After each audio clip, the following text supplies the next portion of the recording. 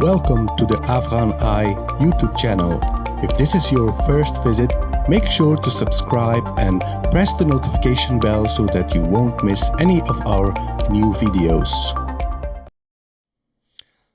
Assalamu alaikum. Welcome to another AFGHANEYE Live. I am your host Sangar Paikar. And I'm ahmed-waleed. Welcome guys, it's been quite a while, but we're back with another live stream. As announced, today we're going to talk about the first 100 days of a new government under the leadership of Taliban.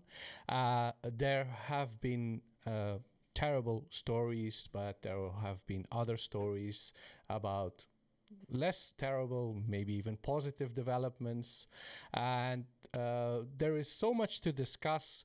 Obviously, we're not going to go one by one the entire 100 days and discuss each and every detail, but we're going to focus on the major developments that sort of shaped the current situation in Afghanistan. And we're going to talk about security, about refugees, the economy, diplomatic relations of the new government, stories of persecution, the ongoing terrorist attacks by ISKP, which is the actual name of that group and not ISIS-K. We also refer to them as Daesh, and obviously we have discussed quite a lot about the resistance against the Taliban. We will briefly discuss that as well. Meanwhile, my dear friend Ahmed-waleed Kakar, he seems very busy. How have you been? Alhamdulillah, I've been good. Sorry guys, I'm just adjusting myself.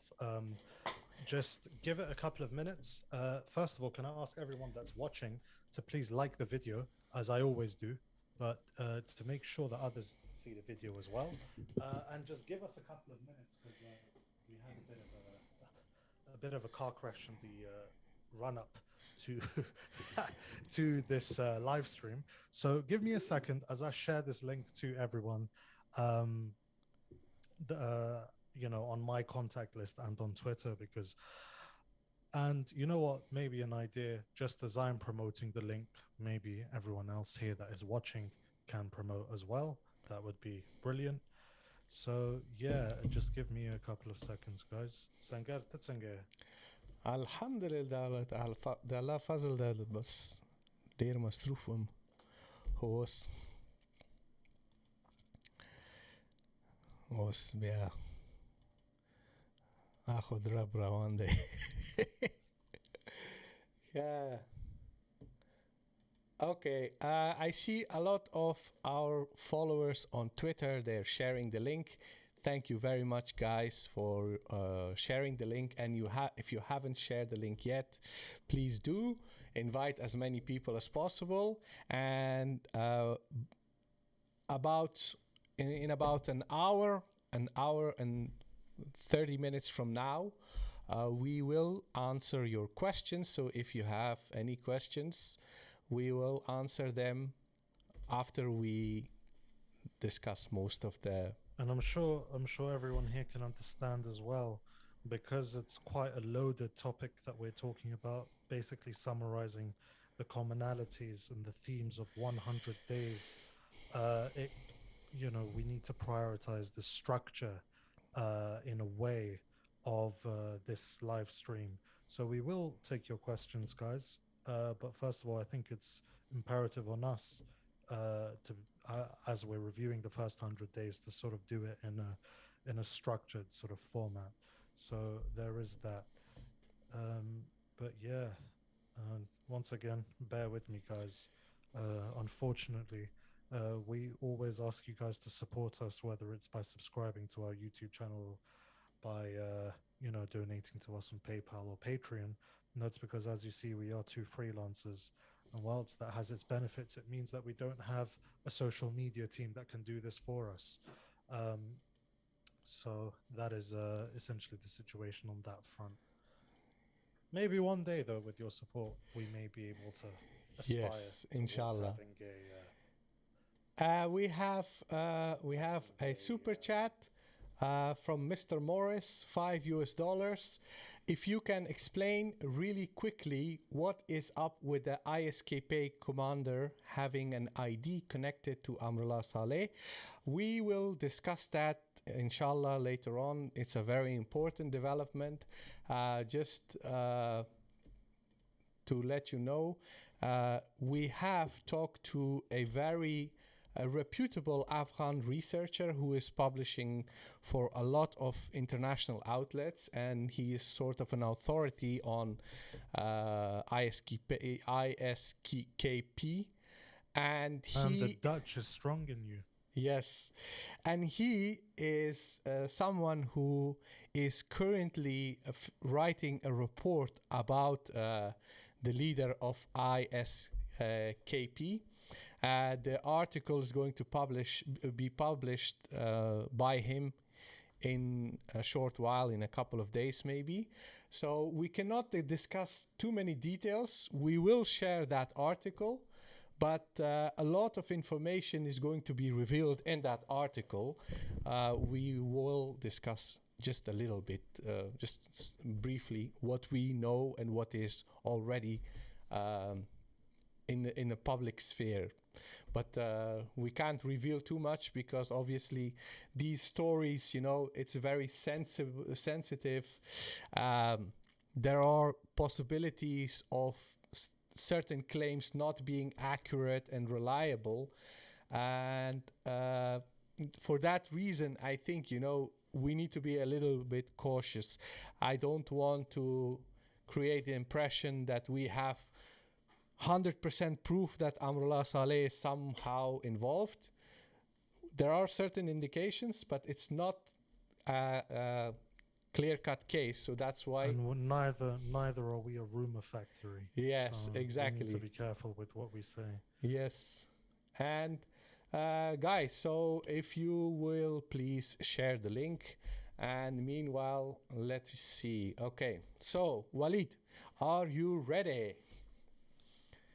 Give me another 2 minutes. Okay, XPKZFUL is saying that the volume is not high. Is everyone else also having the same problem? How is my volume now? Still too low? Okay. Faisal Jamal says it's good. Siham Jannati, volume is good. Great. Whose voice sounds better, mine or Waleed's?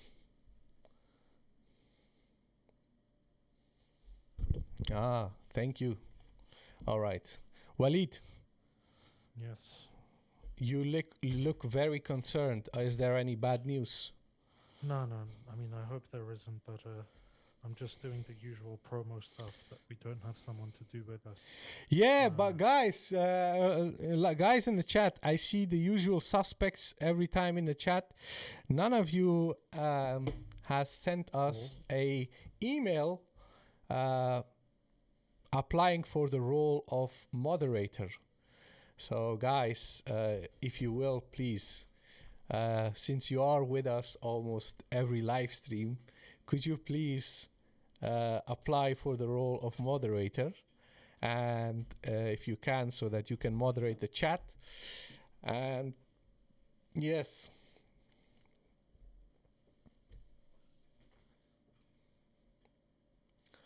Okay, so everybody's saying that the volume is good.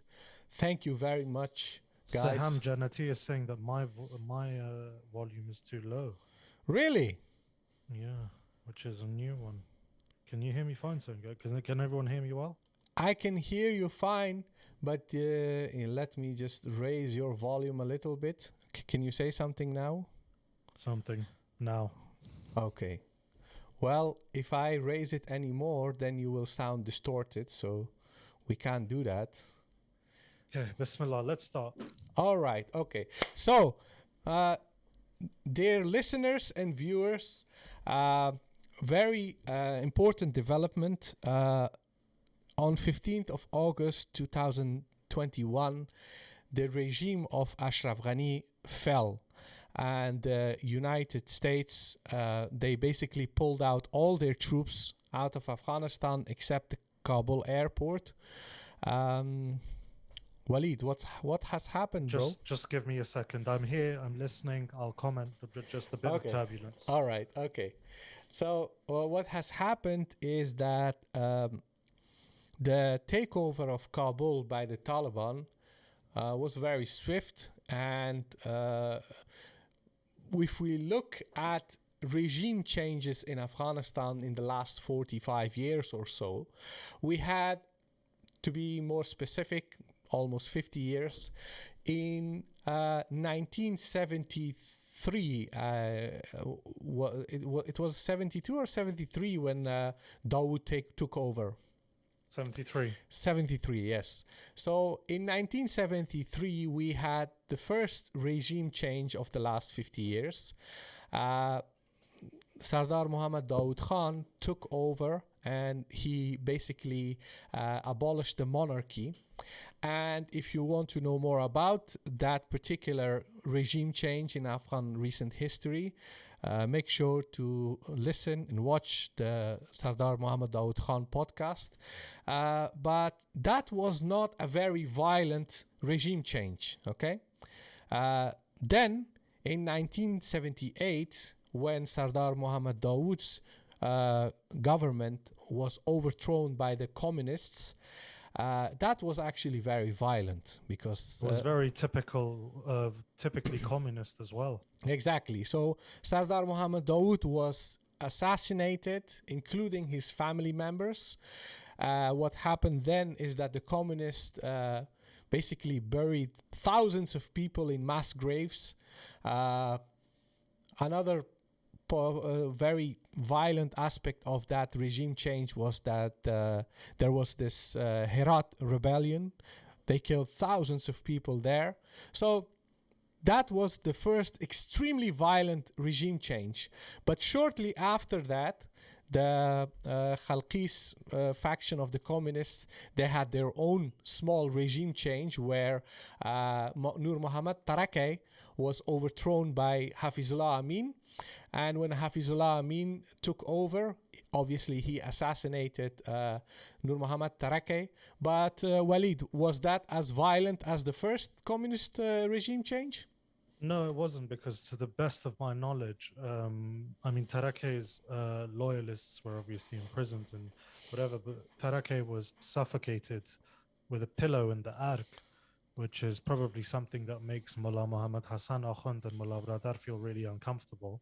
But in any case, even though it was with a pillow, but it was still violent. Exactly. And it was violence by pillow. But aside from that, were there mass murders and everything? No, because if you look at the first communist coup d'etat, right? It was violent for Dawood, right? But the actual course of the coup itself was not so violent, in the sense that thousands of people were not killed, right? It was just Dawood's family was killed, and the central mechanisms of the state apparatus were seized. You see? So in and of itself, we could say on a relative scale, what the coup itself was not violent. What followed afterwards was obviously, like you mentioned, the mass incarceration of thousands of people. Amin's coup and Tarakay similarly just focused on Tarakay via pillow. And then obviously after that, we had the Parchami coup d'etat, or the Soviet invasion, which displaced Hafizullah Amin, put Babrak Karmal in. Khalqis were collectively punished, but at the same time, in order to gain some sort of goodwill, the Karmal and the Soviets that brought him to power released some prisoners, political prisoners, but by and large, the same thing went on, where collective punishment, mass atrocities were the norm. Now, if we fast forward to 1992 in when the Mujahideen took power, or rather when Shura and Nizar were the first to basically make their move on Kabul, then yes, once again, collective punishments did occur. Rape was used extensively as a weapon. And then obviously that takeover of power quickly descended into a civil war. So, to which extent you want to blur the lines or put a fine delineation is up to your own personal preference. I would say that you can't really solely call it a takeover of power, because that takeover of power was part of a civil war and it further exacerbated the civil war. But the general point is that whenever the ruler of Kabul is changes violently or through military means, mass violence tends to accompany it. And then we have obviously 4 years of a civil war in Kabul. And in 1996, Ahmad Shah Massoud, realizing that his position or military position was indefensible, essentially evacuated the city of Kabul. And when he evacuated that, that meant that the Taliban takeover of Kabul was relatively peaceful. So, despite all of my misgivings and my objections to Ahmad Shah Massoud, we could say, well, at least he had the decency to evacuate the city, even though he spent 4 years destroying it. But, you know, at least he had the courtesy to leave it knowing it was indefensible.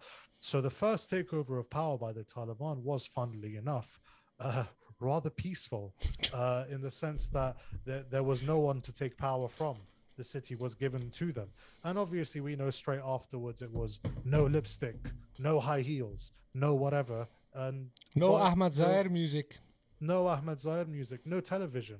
But in any case, the violence itself was not really to the extent that we'd seen beforehand. And then we come to the next round of power shifting in Kabul via military means.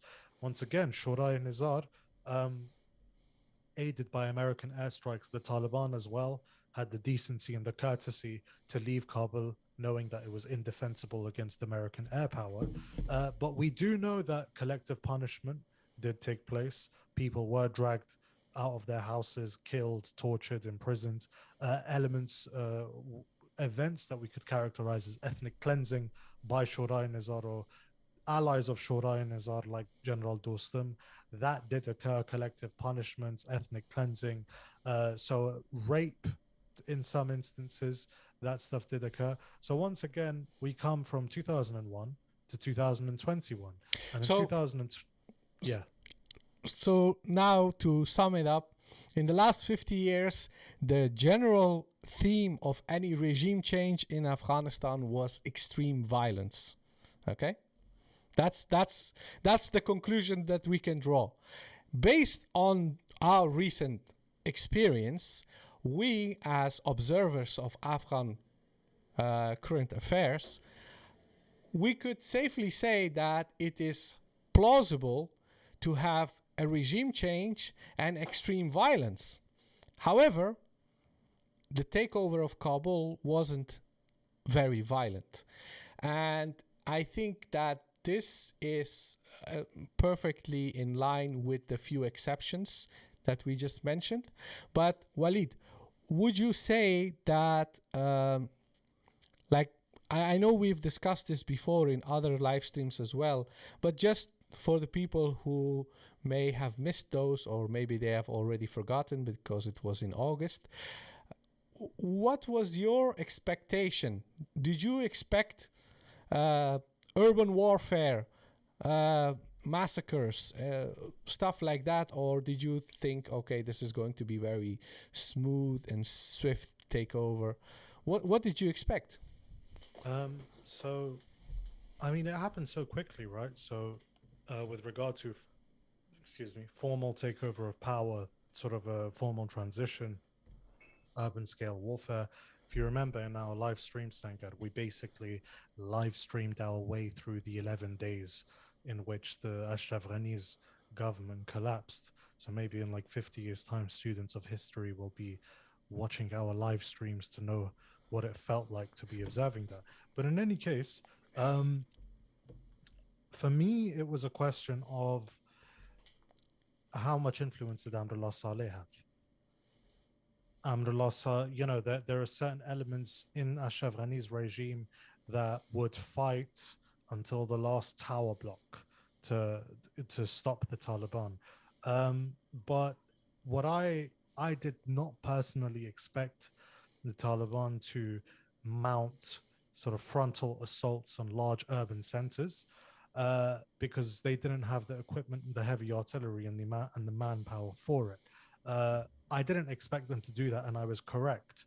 What I was incorrect on was the way in which the former army just basically melted away, which ended up meaning that the Taliban didn't even have to attack these cities for head on in the way that we saw Jalalabad in 1989. So that was I was right and I was wrong. What about you? I would say that, you know, going towards the whole fall of the regime in advance, I was very naive and optimistic that somehow, maybe, they will reach some sort of agreement, and then there will be a transitional government and a period of lull, stability. That's what I was hoping for. And Me too. Me too. I yes, remember I was talking to the BBC and it was straight after Kandahar was captured. And I was like, okay, well, now we know things have gotten real because Kandahar and Herat fell on the same day, right? Now we need to ensure one party does not monopolize power, right? But yeah, Kabul just melted away because Ashraf Ghani fled. And there have been a lot of stories about Ashraf Ghani taking money with him and whatever. And I have good reason to believe that whilst I don't have much personal admiration for Ashraf Ghani, there is reason to believe that things were more complex than that. Other events transpired. There are rumors, and because, like I said, we're not a rumor factory, I'm not going to echo some of those rumors.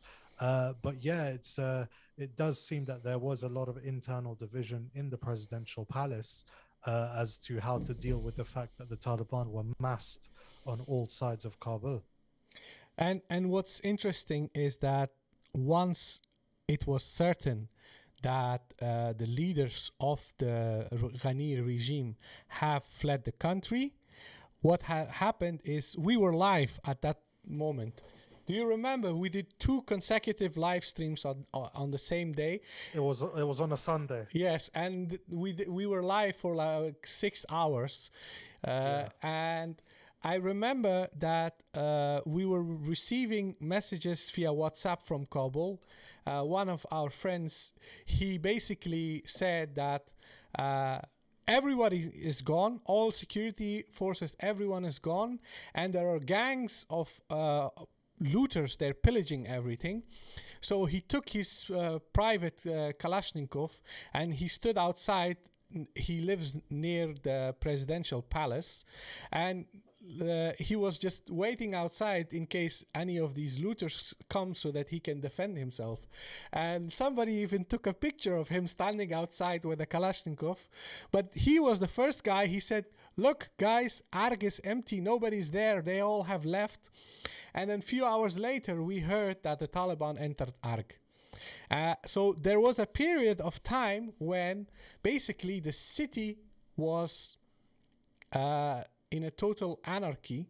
But then by nighttime, the Taliban took the city, and I would say, it was a very, very scary moment because nobody knew what's going to happen.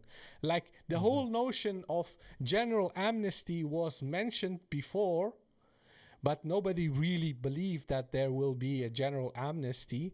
And that's why everyone was scared that now the Taliban will come and go. And like there is this Dutch friend of mine, he's a historian and journalist, and he sent me a message and he said, "I think they will pull out the guillotine and start chopping heads." And I said, I have no idea, but I mean, historically, if we're being crude, yes, historically, that is how it worked. yes. Not just in Afghanistan, not just in Afghanistan, in many other countries. And so, like you said, the takeover of Kabul itself was very disorganized. And we were live, and I remember you were telling me from Twitter that the Taliban had deployed, let's say, their fighters to Kabul from Ghazni, Logar, etc. And I was like to you, damn, well, we now have to get used to the fact that these are no longer Taliban fighters. They are the police because the Yes. previous regime's police and army have run away. And if you remember, even those, and these scenes, by the way, will Yes. go down in history, sort of with the Berlin Wall coming down, with, you know, all of those iconic moments captured on camera. I'll never forget the recitation of the Quran at the Arq, and you could tell how disorganized it was, right? How you know, how no one really knew what they were doing, but they managed to gather a couple of these fighters with their guns. Mawlawi Hamdullah Mukhlis was there, sat at a desk, and they recited Surah Al-Fath from the Quran, the chapter of conquest. And Sangar, I've just sent you the pictures on WhatsApp. So if you just link Yes. خلاص که ده خلق تشکره که حالت ده مولوی حمدالله مخلص عکسم سته. Yeah. Was he the one who was also recently killed? Exactly. And we're going to come back to that in a bit as well. Uh-huh. All right. Let me see. Okay, so the day of, at least the night where the regime fell, there were still many Western journalists. There were people from Al Jazeera and BBC. They were all in Kabul, and they basically were reporting on the events as they occurred. Do you remember the live report from Al Jazeera from ARC? Yes. Yes. And what did you remember what was most interesting about it? You know what? I don't remember a specific part. It was all very interesting. It felt surreal. It didn't feel like we were, we were actually seeing. It was real. So like I said, I still sometimes call them the Taliban. Yeah. But yeah, Ibrahim K in the chat is saying the Talib who recited the Quran in Arabic on August the 15th had a great voice. Yeah, I'm not gonna lie, he did. He'll probably get me called names by someone. Yeah. How dare you? How dare you compliment someone's tajweed? Right? But yeah, he did. I remember it. Maybe we will see him in live Quran recitation on Twitter Spaces. Yeah, maybe. Like in the last few nights, there's this new trend. People go on Twitter Spaces and they just start reciting Quran back to back. Twitter Spaces are funny places, to be honest. I've listened to some. A lot of the times I just join them just to see what's being said, and then they give me the mic, and I'm like, "Yo, I'm not here to talk.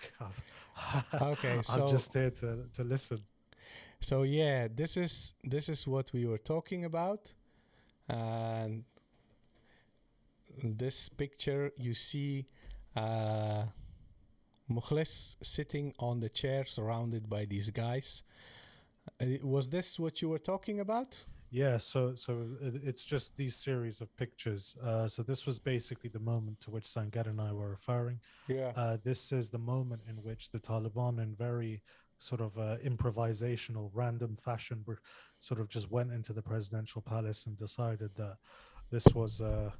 And like I said, these scenes will go down in history. They will be remembered. Yeah. And I remember when Mukhlis died. So Maulawi Hamdullah Mukhlis is the gentleman sitting at the bottom with the black turban. He was circled in the other picture. Yeah. And when he was killed by Daesh, I remember a lot of these accounts are calling him a Haqqani commander. And I feel like at this point, they're just using the word Haqqani to mean more scary, more aggressive.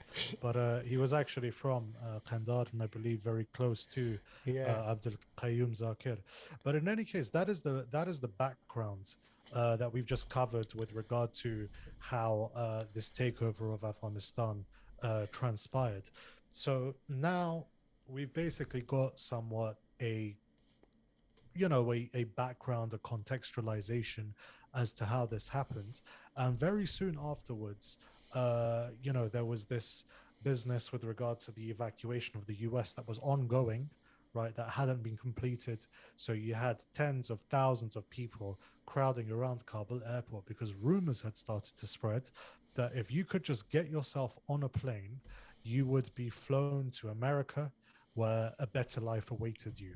Tens of thousands of people crowded Kabul airport. The CIA created and backed special units, zero 01 and zero 02 units, were manning the airport with the Americans. They started in typical fashion, very characteristic of the previous regime for which they worked. They started charging some of these poor Afghans themselves to $5,000. $5,000 to $10,000 to Yes. get onto these planes. But that evacuation went on for a couple of days, and that was all that global media focused on. And I remember saying this in my last live stream with Sippy. The reason why that was the only thing that was being focused on, not even Kabul as a city or Afghanistan as a whole, it was just Kabul airport, was to demonstrate an image of carnage and chaos in order to basically drive the word home that no one wants to live under these guys, and they're all dying to come here. So that was, and then there was obviously a Daesh attack in which a number of US soldiers were killed, innocent people were killed, and that was really the point at which everyone sort of woke up and realized that Daesh still posed a threat to Afghanistan. And the manner in which this attack happened at the airport by Daesh, almost, and the subsequent attacks that have followed that, suggest that their leadership had decided to lay low as the regime of Ashraf Ghani collapsed, in order to basically entrench themselves and prepare for a new round of operations once the Taliban took over. And like I said, the subsequent Daesh attacks indicate that that is a decision that they took. But that was coming back to the point. The coverage of Western media primarily focused around Kabul airport. And like I said, personally, I don't think it was a coincidence. No one wants to live under these bearded savages. They're all dying to come here. And of course, a bit of xenophobia against immigrants or refugees always goes a long, long way when it comes to Western media and Western audiences. But very soon thereafter, coming away from Kabul airport, we had op-eds written by the son of Ahmed Shah Massoud, Ahmed Massoud, in the Washington Post, giving Bernard Henry Levy a shout out and basically saying, I am your mujahid for democracy. Please support me. And I have announced this national resistance front against the Taliban. And so in the first days, and I remember speaking to some of our sources in Kabul, Sangar, in the first days, the Taliban were thoroughly keen to resolve this issue with Ahmad Massoud via negotiations, because obviously the Taliban, they have many flaws and faults, but they are shrewd politicians, and I think anyone that disputes that by this point is not really paying attention to reality. But the Taliban were aware of how this could be ethnicized, the diversity and the inclusion card could be played. So the Taliban sent over Abdullah Hamid Karzai, Anas Haqqani, who, by the way, if no one knows, I've interviewed Anas Haqqani, and it's the pinned tweet on my Twitter profile, the son of Jalaluddin Haqqani, brother of the current Minister of Interior. Um, but they also sent Anas's uncle Khalil Rahman Haqqani to negotiate with Ahmad Massoud to basically get him in. But what we were hearing, Sangar, the two of us from our sources, was that Ahmad Massoud demanded autonomy or federalism for Panjshir, 30% seat or 30% of the seats in the central government, as well as uninterrupted foreign travel to and from Panjshir, which the Taliban refused. Now, this eventually culminated in what was a surprisingly straightforward conquest of Panjshir, despite the fact that the NRF, which is the organization that Ahmed Massoud leads, the director of its foreign relations, Ali Nazari, is still on sort of cable news network and so on and so forth, saying, no, we're still in Panjshir and we're still resisting. For all intents and purposes, that resistance was known to have collapsed within a week. And we saw the Taliban essentially raising their flag over Panjshir province's capital within a week. Do you have anything? I mean, straight after that, it was almost as if the Taliban waited for that to be over before announcing their new cabinet, right? And we'll get on to the new cabinet, but do you have anything to add to the whole sort of Panjshir fiasco, Sanjay? Yes, so I think some of our regular listeners and people who follow me on Twitter, you may remember from around that time, there was this incident where we heard various reports coming from Panjshir, people saying Panjshir has fallen, Taliban have taken over Panjshir, but it turned out to be not true. Now, in the last couple of weeks, I have heard someone who was actually involved in those negotiations that you mentioned. And this person was part of the units that actually entered Panjshir. And basically what he says is that when the negotiations collapsed, basically when there was a first round of negotiations, when they almost reached an agreement, and basically the Taliban offered that, you know what, if you guys surrender, we won't violently take over Panjshir, and we will appoint local Panjshiris as the leaders, as the new people in power in the Panjshir Valley. And that offer was rejected by Masood and Amrullah Saleh. And he says that when that was rejected, then the Taliban decided to attack, but there was not an actual full frontal warfare going on in Panjshir. When they entered Panjshir Valley in the first initial phase, they already knew that the Panjshir has fallen because there was actually no resistance whatsoever. And we know that there was no resistance whatsoever because after the fall of Panjshir, a few weeks later, when all these journalists, these vloggers, Humayun Afghan and Faisal Mudarris from Kabul Lovers, these guys, when they went into Panjshir, there was no sign of a huge battle. Like, you know, there are these old tanks from 40 years ago in Panjshir. Everybody knows those pictures. There was actually a war going on. Okay, there was an actual fight between the Soviets and the Masood forces. But this time there was almost nothing, just a few burned cars here and there. So the truth is that when the Taliban basically got over the mountain ranges into Panjshir Valley, it was already done.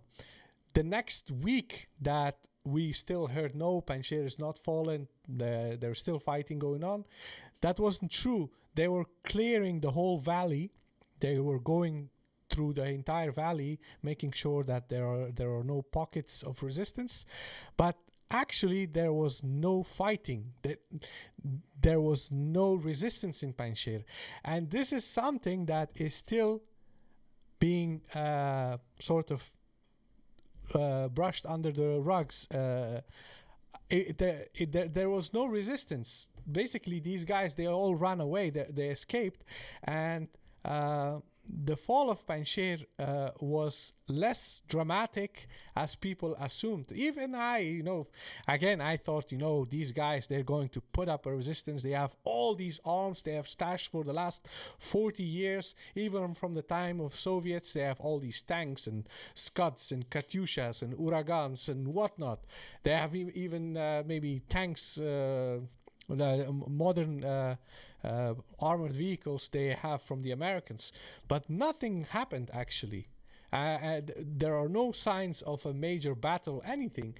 So that was, in my opinion, one of the other aspects of these 100 days of Taliban rule that actually very surprised me. I didn't expect that, but to be honest, I was relieved because let's just assume that there was an actual fight going on in Panjshir. The whole valley is surrounded by mountains, okay? If there is a heavy fight going on over there, these 150, 200,000 civilians who live in that valley, they would be devastated. But, alhamdulillah, nothing of that sort happened, which is, a big relief. And that was basically the end of the sort of skirmishes and armed resistance or tensions in the initial first several weeks up to almost a month of Taliban rule. But aside from that, after the fall of Panjshir, what other matters are, in your opinion, very significant and worthy of mentioning? So after the takeover of Panjshir, we had the announcement of the Taliban cabinet by Zabiullah Mujahid. And that was that was controversial, Sankar. Would you agree? Yes, definitely. Not a very inclusive cabinet. Not at all. Not inclusive at all. I mean, I remember someone was like, "It's very inclusive of mullahs, skinny mullahs, not so skinny mullahs, tall mullahs, short mullahs, but just mullahs." Uh, but yeah, there's an article that I sent you per WhatsApp ki كاغا خلاص كي أغا article بحث بپروکو.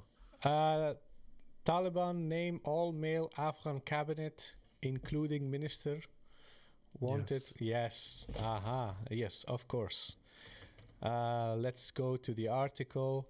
Yeah, so before we even dive into that, so yes, the Taliban took over the whole country, and they created their own new government, their own new cabinet, and one of the main criticisms is this is not inclusive, which is a fair criticism, but depending then, yes, on how you define inclusive. But here's the thing. It's like saying, well, the Americans took over Kabul in 2001 and they created a new government. Why weren't there any Talib ministers in the new government? Well, here's the thing. A lot of people were saying, oh, the Taliban are making the same mistake as the Americans. The Americans excluded the Taliban, and now the Taliban are excluding other Afghan politicians. But that misses one key sort of reality, right? The Americans didn't just exclude the Taliban, Sankar. They harassed them, droned them, bombed them, and sent them to Guantanamo. Yes. Diplomats included, right? Yes. The Taliban did not do that. The Taliban, yeah, they excluded other Afghans, sure. But, we're not seeing Hamid Karzai being dragged off to Pul-e-Charkhi prison and being imprisoned. Yes. So it's a bit of a erroneous comparison. But yeah, I remember, it was after the announcement of this cabinet as well. I remember, I think it was Sakandar Kirmani from BBC. He asked, I think it was ahmed-waleed from the Cultural Commission, right? And he said, what is this new government called, right? What is it? And ahmed-waleed said that the Afghanistan Islamic Emirate, the Islamic Emirate of Afghanistan. And from that point on, it's been Islamic Emirate of Afghanistan 2.0. It's official. All of the cabinet is comprised of Taliban members, especially senior Taliban members. People who identify as males. People who identify as males, as cis hetero males. People who have been in the Taliban since the 1990s, from the beginning. So the article that you refer to in The Guardian is written by Emma Graham Harrison, and the title is Taliban Name All Male Afghan Cabinet, including Minister Wanted by the FBI. Oh, what a positive headline. Yeah, so which is, I mean, look, this isn't to say that you shouldn't be negative. I mean, of course you should, but bloody hell, within one headline, all male and FBI. Yeah. Yeah, so that's the thing with news articles, and this is also something for us here at the Afghan Eye. If we want more people to click on our content, we have to have these sensationalist titles, And if you do catch us on having a very sensationalist title of our articles or videos or whatever, just in our defense, we are basically following industry standards. Okay? Yeah, I mean, we didn't make the rules, did we, Sangar? Exactly. And so now that we are discussing this article, what was the most important thing that you wanted to mention about this story by Emma? So I thought it would be good context. Let me just open the article myself so I get a better understanding of it. So, Yeah, I want to just zoom in into something, if you guys can see, for our audience. You see those shoes uh, and sandals. Now, for most people around the world, that would seem quite weird seeing the new government and the leaders of the government dressing up like that and those sandals and shoes. Well, for I would say 95% of Afghanistan, that's exactly how their footwear looks like. I mean, if you look at the meetings of the Taliban officials with Qataris, in Yeah. fact, if you look at how Emirati and Qatari diplomats dress, Yes. they're very unabashed in wearing sandals as well. Yes. And a good pair of sandals is a status symbol, I have to say. Imran Khan also wears sandals. I would say from all the sandal wearing politicians, the ones Imran Khan is wearing are probably the most Chad. But Yeah, well, Makawacha was the ISI top other than yeah, I don't care. I will praise his sandals because I have similar sandals, not as fancy as his, but I like the same style. But yeah, so this article, please carry on. So yeah, it's I mean, in its essence, the article itself is, of course, inclined towards one point of view. It actually quotes Harun Rahimi, who is a Twitter mutual of mine, I believe, of yourself as well, who says it won't help with domestic legitimacy, it won't help with international recognition, it will not help ease the resistance, and they will not help government run more smoothly. He said, pointing out that few ministers had expertise in their portfolios. So I have to conclude that the only reason they chose this kind of makeup was to make sure that there were no internal fractures. Um, so that is, on the face of it, I actually agree with Harun Rahimi. The primary purpose of this cabinet was essentially to distribute the war spoils, right? For every man to be given his due after 2 decades of what they call jihad. But it once again comes back to the paragraph that follows that once again, and this is a theme that I highlighted with my article on inclusivity. Emma, I believe, who's writing this, goes on to write, the new cabinet is also heavily dominated by the Pashtun ethnic group that formed the Taliban's original power base, but which makes up only about 40% of Afghanistan's population. Just 3 appointees appear to be from other ethnic groups. Now, this is problematic. One, apparently, Sangad, one of us is breathing really heavily into the mic. I'm the asthmatic here, so it must be me. Okay. If we could just resolve that in some way, that would be great. But yeah, so as I was saying, going to this quote, so the Pashtun ethnic group formed the Taliban's original power base. I don't like the way that's phrased because it suggests that the two are synonymous. You see, the Pashtun and the Taliban are the same thing. And that's not me saying sort of that from a Pashtun nationalist sort of perspective where the Taliban are Pakistan's project to do whatever. But I think it's really problematic when you start making ethnicities equal to political parties.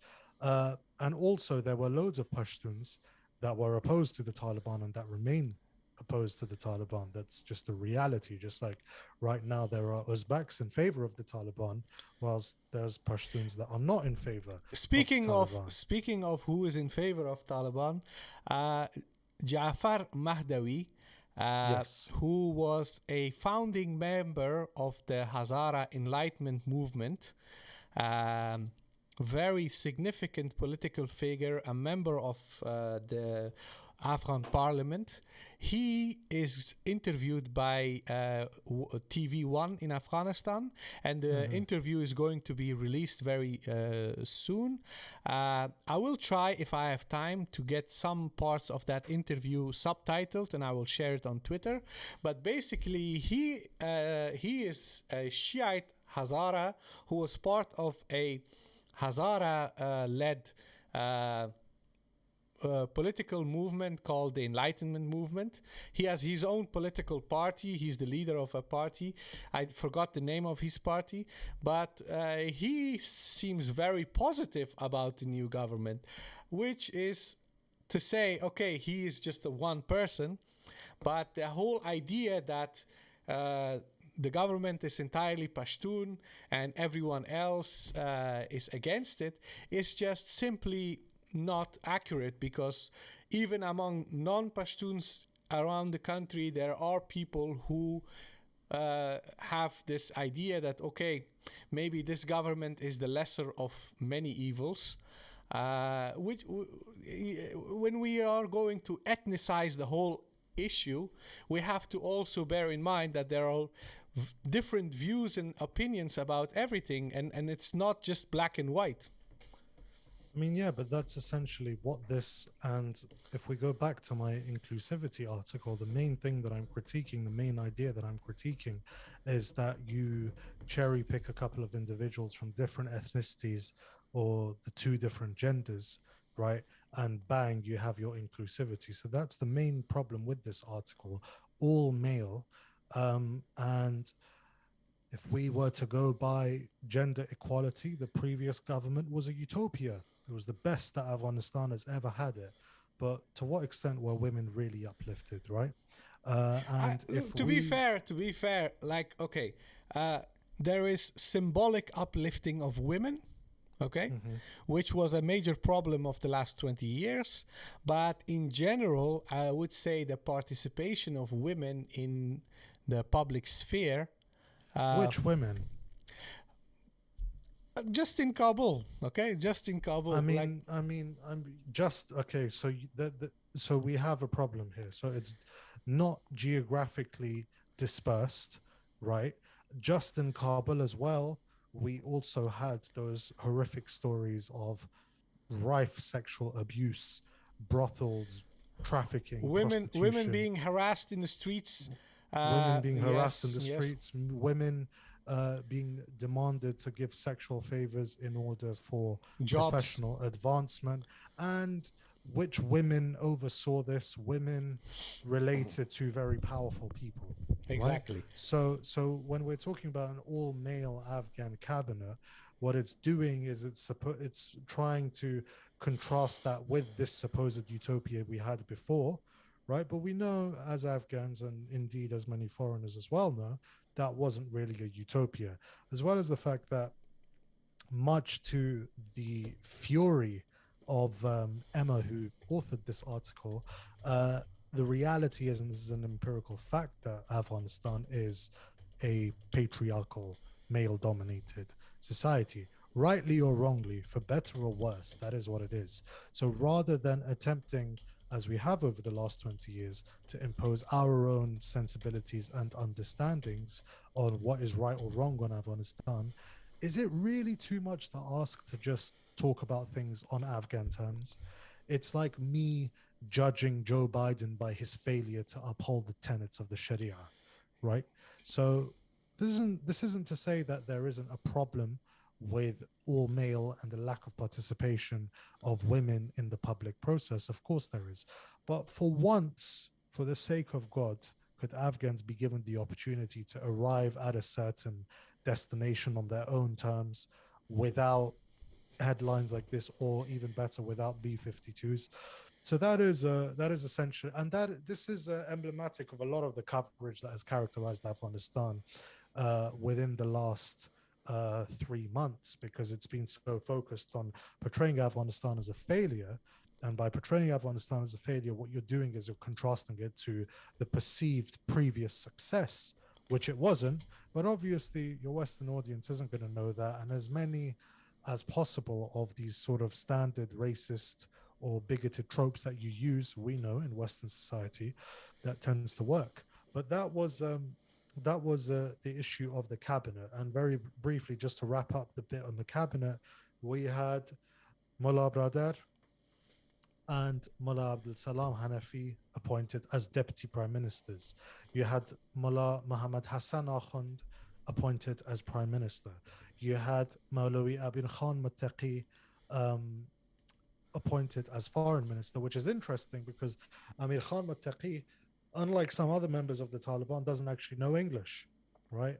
And I believe he does know Dari, but you would expect that in the foreign minister, but it shows how important a role Muttaqi must have played in the negotiation process and in the run-up to the collapse of the regime, that he was seen as such a good diplomat that his skills compensated for his lack of proficiency in the English language. You had the son of Mullah Omar, Maulawi Yaqub, who was appointed as the Minister of Defense, who's sort of seen as somewhat a mastermind of the collapse of the regime of Ashraf Ghani. Specifically, it seems that it was his idea to sort of attack as many urban centers as possible, knowing that the special forces were the only units that would be able to fight, and overstretching them, and eventually, leading to the collapse of these provinces, almost like dominoes. And you had Sirajuddin Haqqani, also known as Khalifa Saib.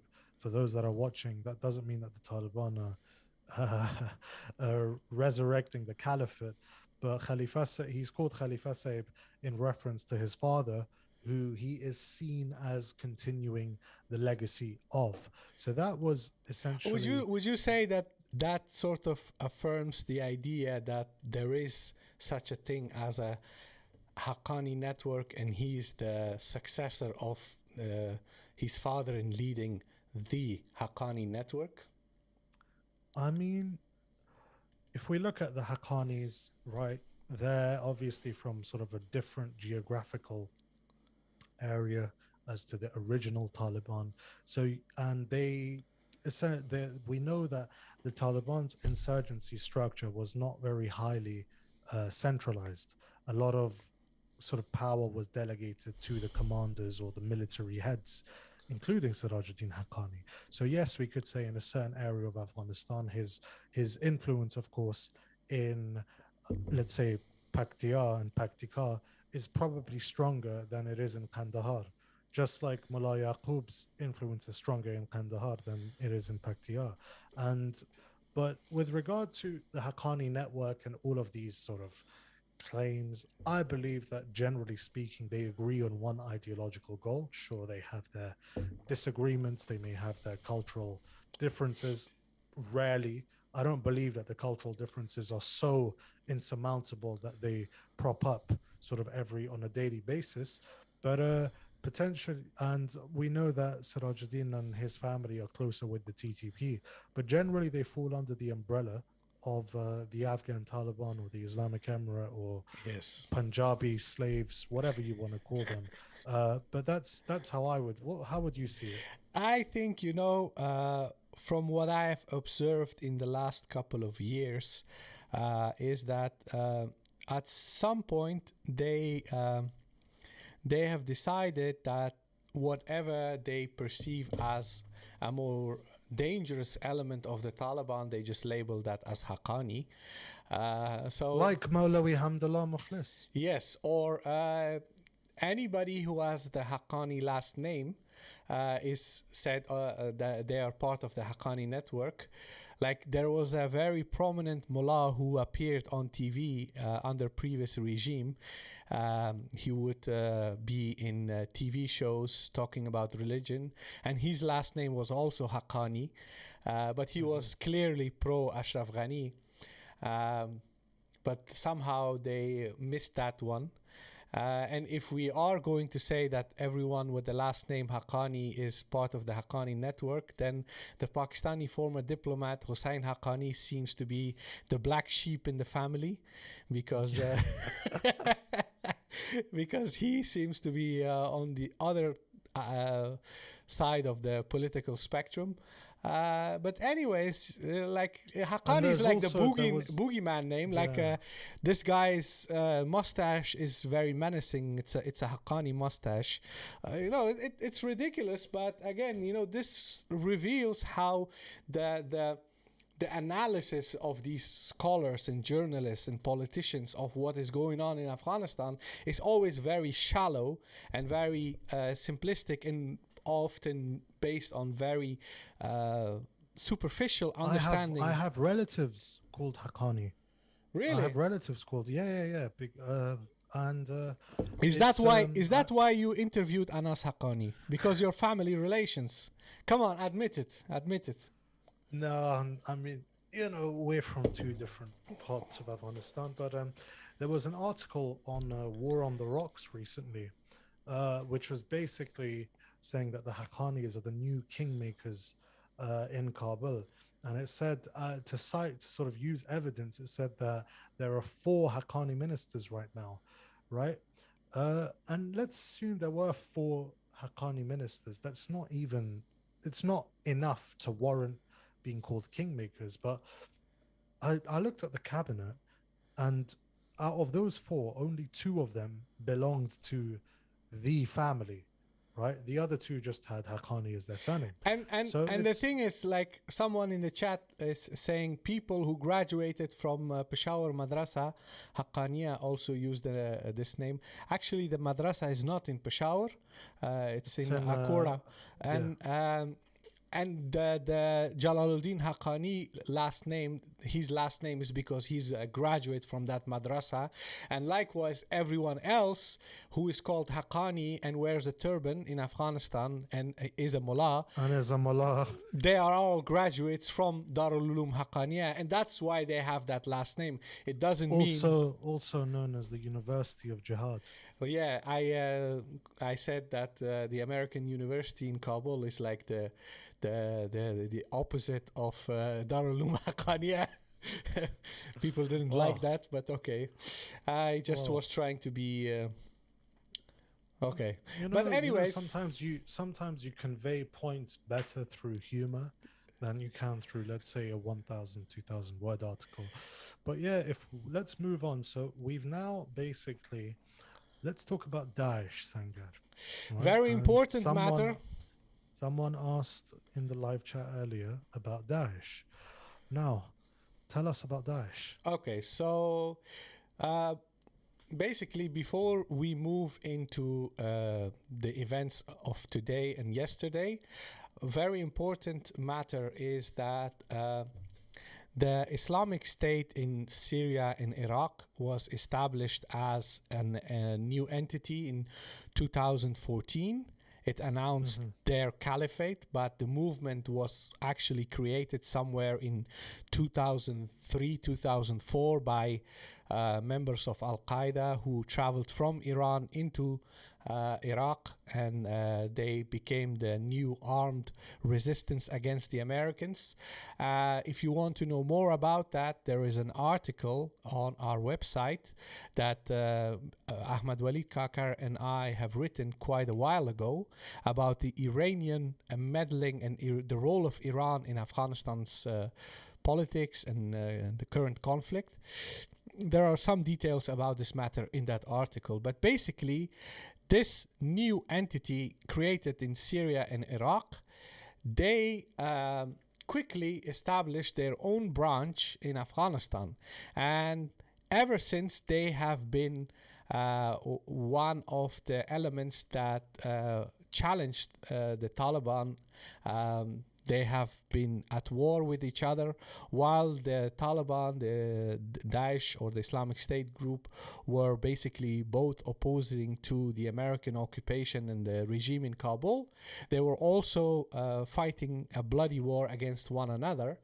And in the days, weeks, months before the fall of the regime, there were many attacks in Kabul that were not claimed, or there were some attacks like the rocket attacks at Arg, at the presidential palace.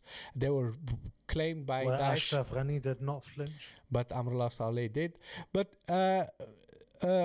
there were some activities by Daesh, but not that many. But quickly after the fall of the regime, it took like about a month, and then there was a consistent series of attacks on Taliban fighters in Kabul, and particularly in Jalalabad by Daesh. They attacked a very large Shia mosque in the north of the country.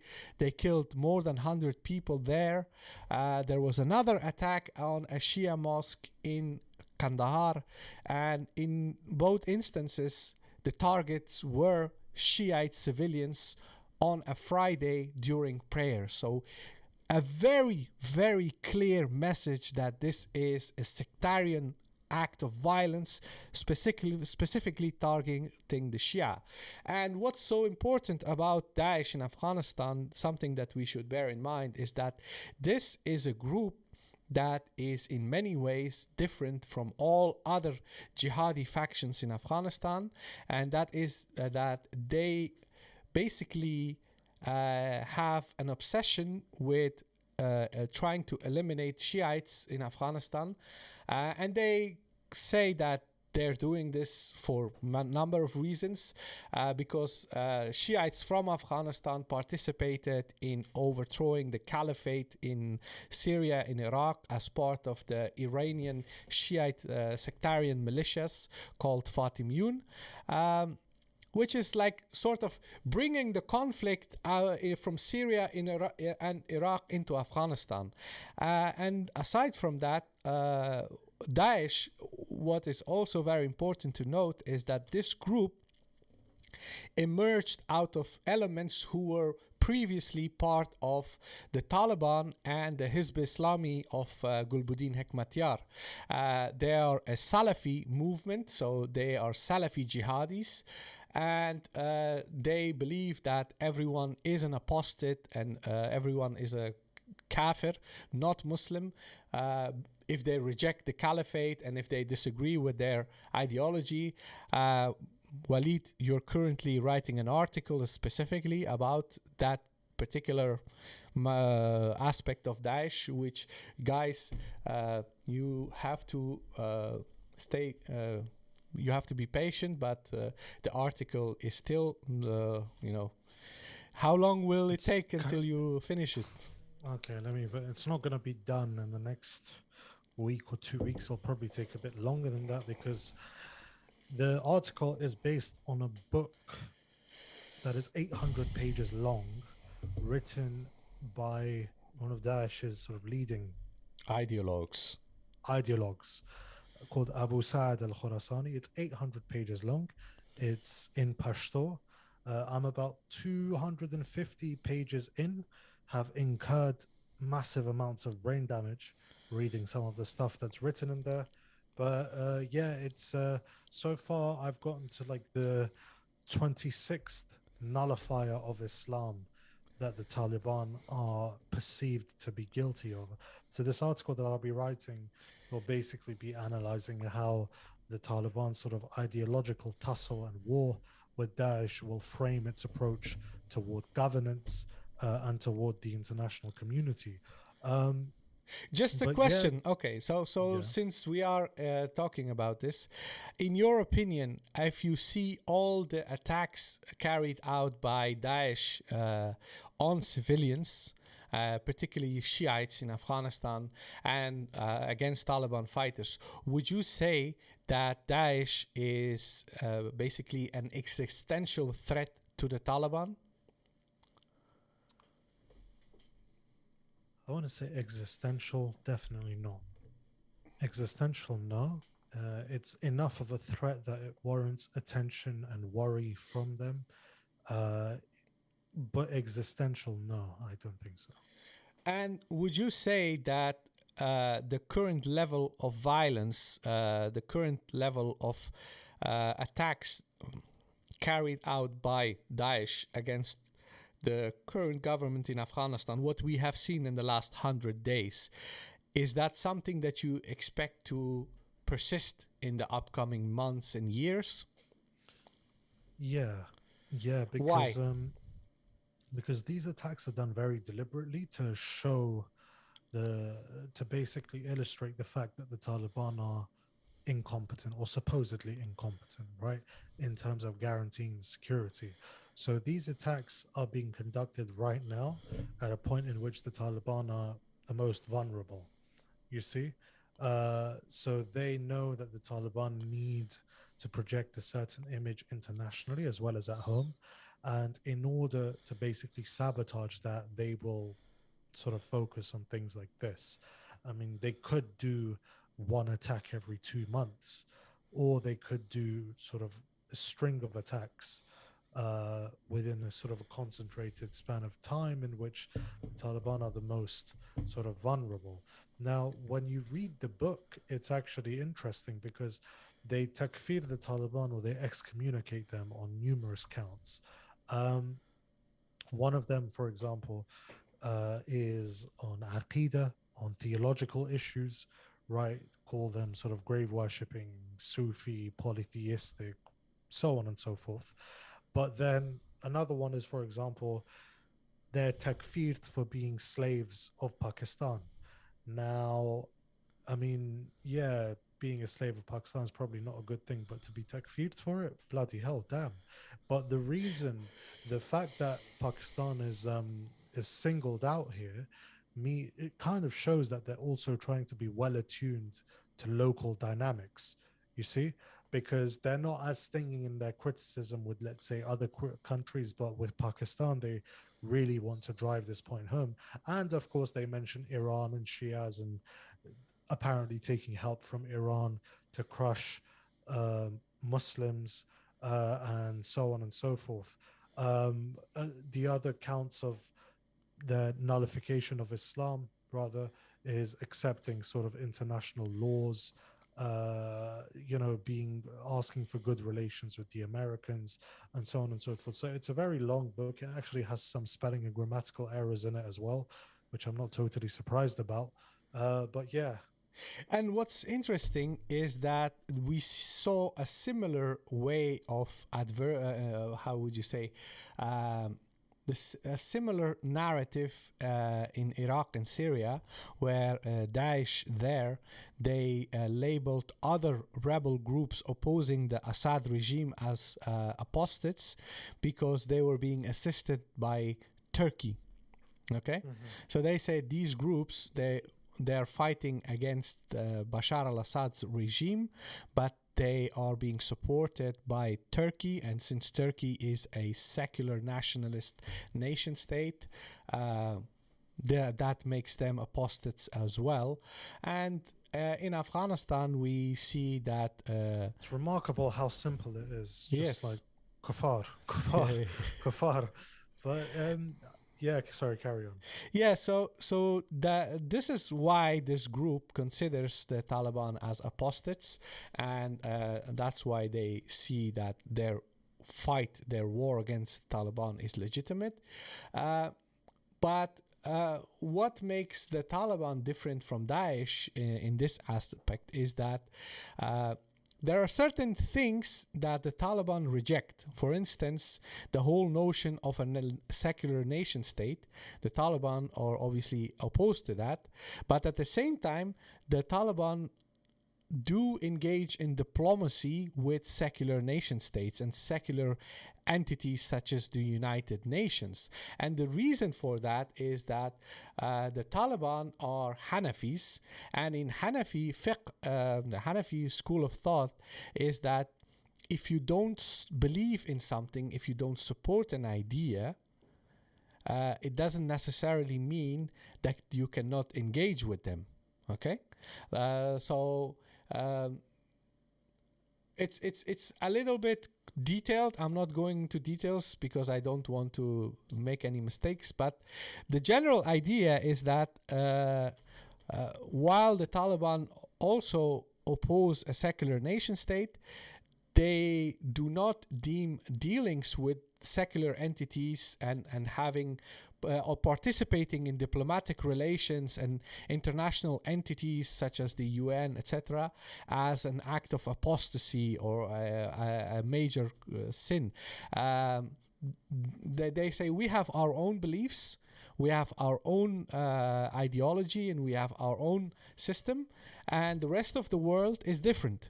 They have their own beliefs, they have their own system, and for as long as we preserve our own beliefs and values as what they are, we can still engage with the rest of the world, which is like the more pragmatic way of talking about the relationship between a Islamic state and a secular world, or a secular a liberal world order as it is described now, and the Islamic State of Iraq and Syria, Daesh, they basically believe that they should be in a state of war with the rest of the world. There is no dialogue, there is no negotiations. 100%. Sorry, just to interrupt you. So one of the nullifiers of Islam is the supposed nullifiers of Islam. I don't want anyone to think that I'm takfiring the Taliban here. But one of their Daesh's claimed nullifiers is that the Taliban have actually suspended jihad against the kuffar. And it's that's basically one of the things it talks about. The Taliban's fight over the last 20 years was not a jihad because it was for power or it was for nationalistic reasons. Something else, which raises a question. Mm-hmm. We know of several members of Daesh who were part of Taliban up until 2012, 2013, 2014. But then they switched sides. So the question is, were they apostates until 2014 and they re-entered Islam in 2014? Because if that's a nullifier of Islam, it means that they were apostates back then because they were part of that group. And if we apply their reasoning, when you give bay'ah, when you plead allegiance to a leader in Islam, if we go through their line of reasoning, they gave their pledge of allegiance to an apostate leader who was fighting for the ideology that was kufr, that was un-Islamic. So they fall under the same ruling.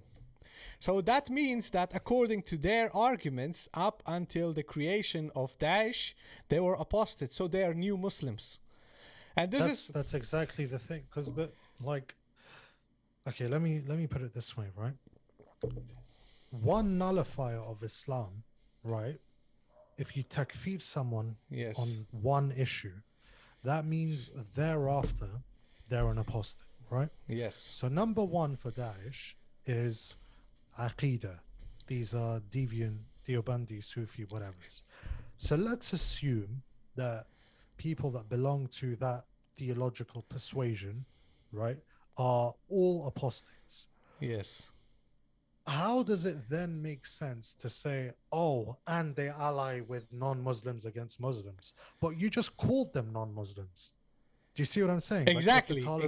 If the Taliban, if you're expecting Muslim behavior from people you've just described as apostates. Yes. You see what I'm saying? Yes. And I remember saying this to someone and they were like, well, this is sort of like an academic literary critique. So they raise not just 1 point, but 25 points. I take that point, but it doesn't sort of cancel what I'm trying to say here. Yes. If Group X henceforth Group X are non-Muslims, I can't turn around and say, oh, and they don't behave like Muslims, because you've just basically said that they're not Muslims. There's another thing that's interesting as well. One of the things that the second nullifier of Islam is the democracy, the usulu manal, accepting the principles of democracy. And I was like, what? The Taliban accepting democracy? This is new to me, right? I need to know about this. But what they've basically said is that they've presented quotes from Maulawi Hibatullah, who's the Emir of Afghanistan, essentially, where Hibatullah and Sher Mohammad Abbas Stanagzai have basically in months past basically said, we don't want to monopolize power. We want all Afghans to agree on a system. We want to be inclusive. You know, the standard sort of cute political stuff, right? Now, just based on that, they've basically said, okay, they've accepted the principles of democracy because they agree with majority law, but that's not what democracy is. Democracy entails something entirely different. But once again, right, if the Taliban are kuffar because they are Deobandi Sufi deviant grave worshippers, fine, then how can you say, oh, and they accept democracy? It doesn't make sense. And But you know, that's the kind of stuff you're gonna get when you read Daesh literature. I will tell you a story. So around 2010, 2011, there was this group here in Belgium and the Netherlands. Basically, they were offshoots of Muhajirun movement in UK. You know, a very infamous group. Yes. And this group was called Sharia for Belgium. And their leader, Abu Imran, is someone who is currently in prison. I have debated this guy several times. When I was in Antwerp, I met him and I had a debate with him. And this guy, I was telling him stuff about Afghanistan, and he said that that's not true. What you're saying, that couldn't be true because otherwise it would mean that the Taliban are not Muslims. And let me tell you what they considered as an act of kufr. Basically, the whole debate started when they said, we are going to create an Islamic State in Belgium. Okay. Bear with me, okay? So they wanted to have an Islamic State in Belgium, and I was like, how? And how are you going to do that? And this and that. But then at some point, and he said, "You're from Afghanistan." I said, "Yes." You're a Muslim? I said, "Yes, Alhamdulillah." And he said, "And do you support the Americans?" I said, "I don't." "And what do you think about Taliban?" I said, "Yeah, so yeah, there's a movement in Afghanistan. They are at war with the Americans." But he said, "You know, the Taliban, they also want the same thing as we do." I said, "No, actually, no, they don't." Like, what do you mean? I said, they don't believe that they should impose the Sharia on a non-Muslim society, a non-Muslim government. And they said, that's impossible. That cannot be true. And then I said, listen, like they were asking all sorts of details about Afghanistan, about Taliban fighters. And I said, listen, these Taliban fighters, some of them over day in daytime, they are teachers in the local school in Wardak, and at night they fight. So they take salary from that government as a teacher, but at night they fight against that government. So that's the reality in Afghanistan, okay? And they said that can't be true because that would mean that all these fighters are apostates. So this is even before the creation of the Islamic State in Syria and Iraq. And these guys were in Belgium. They were Salafi jihadis. And later, when the war in Syria started, a lot of these guys, they traveled to Syria and they joined Daesh. So that mentality, there are a significant group of people among Salafis who believe that. And in Afghanistan, the Salafi movement in Afghanistan is not all Daesh, okay? Not all Salafis in Afghanistan are Daesh, but that particular strand does exist and it's causing a major problem. And all these recruits of Daesh in different parts of the country, they are from that particular strand. It's true, and I think that there's an article that was published by New Lines, written by Tam Hussein, and the title of the article was "The Facade of the Afghan Jihad." Now, the title is a loaded one But if you read the article, he's not saying that the whole jihad was a lie, but he's addressing the article to people like this, okay, who have this very romanticized sort of see the 80s through rose tinted glasses and then use that to basically transpose their understandings on contemporary conflicts, which are obviously very complicated. And like you mentioned, people like this eventually went to Syria. They ruined a lot of things in Syria for local people, indeed, for the general fight against the regime of Bashar al Assad as well. So this is something, and the article of Tam Hussein, like there were certain points of it where I felt maybe it could go into overgeneralization, but the fundamental point that this sort of, imposing your understanding of what's right and wrong on very, very complicated conflicts, it leads to things like this where you're just jumping from group to group to group. But I think Daishan Muderi Khabari Bukhe. Yeah, so to wrap it up, why are we discussing these matters about Daesh is to say in the last 100 days we have seen many attacks by this group. The question that I pose to you is, are they forming an existential threat to the Taliban? And you said no.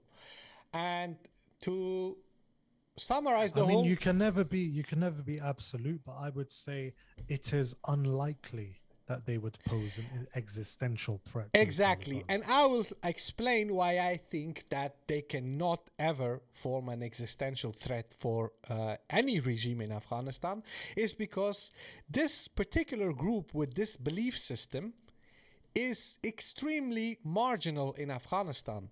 In order to basically overthrow any government in Afghanistan, you have to have an ideology that appeals to a very large part of the society.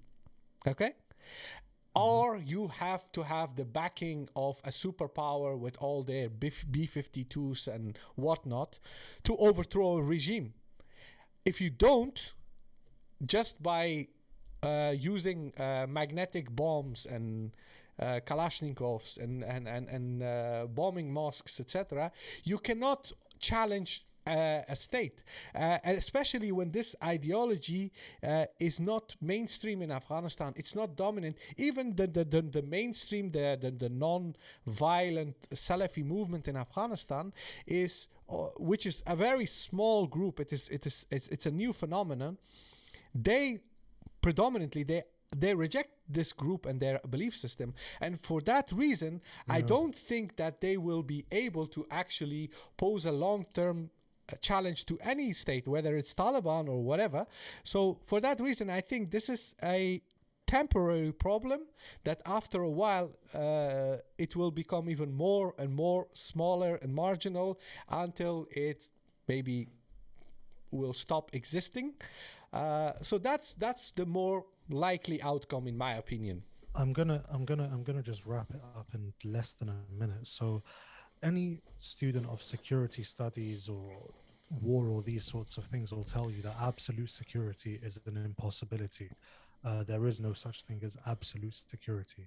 So these attacks are intended to delegitimize or defame the Taliban, paint them in whichever way, at a point in which the Taliban are obviously the most vulnerable they've ever been, which is funny because they just took over the whole country. But such is the way of the world. So I don't see it as, these attacks are, of course, deliberate, they're targeted, they're organized. What has been concerning are these reports of extrajudicial killings in the east of the country in Nangarhar and in Kunar. But I fundamentally believe that the average Talib fighter is motivated by ideology, religious ideology, which is to a large extent impervious to this ideological current, which finds roots more in diaspora Muslims that are sort of cut off from their roots. I know that's a generalization, but I'm accepting it is, and I accept that there are exceptions to that norm. Now we've got the economy of Afghanistan. Before we move on to the economy, just quickly. So we have seen that a guy named Shahab al-Muhajir, who is announced as the leader of Daesh in Afghanistan recently.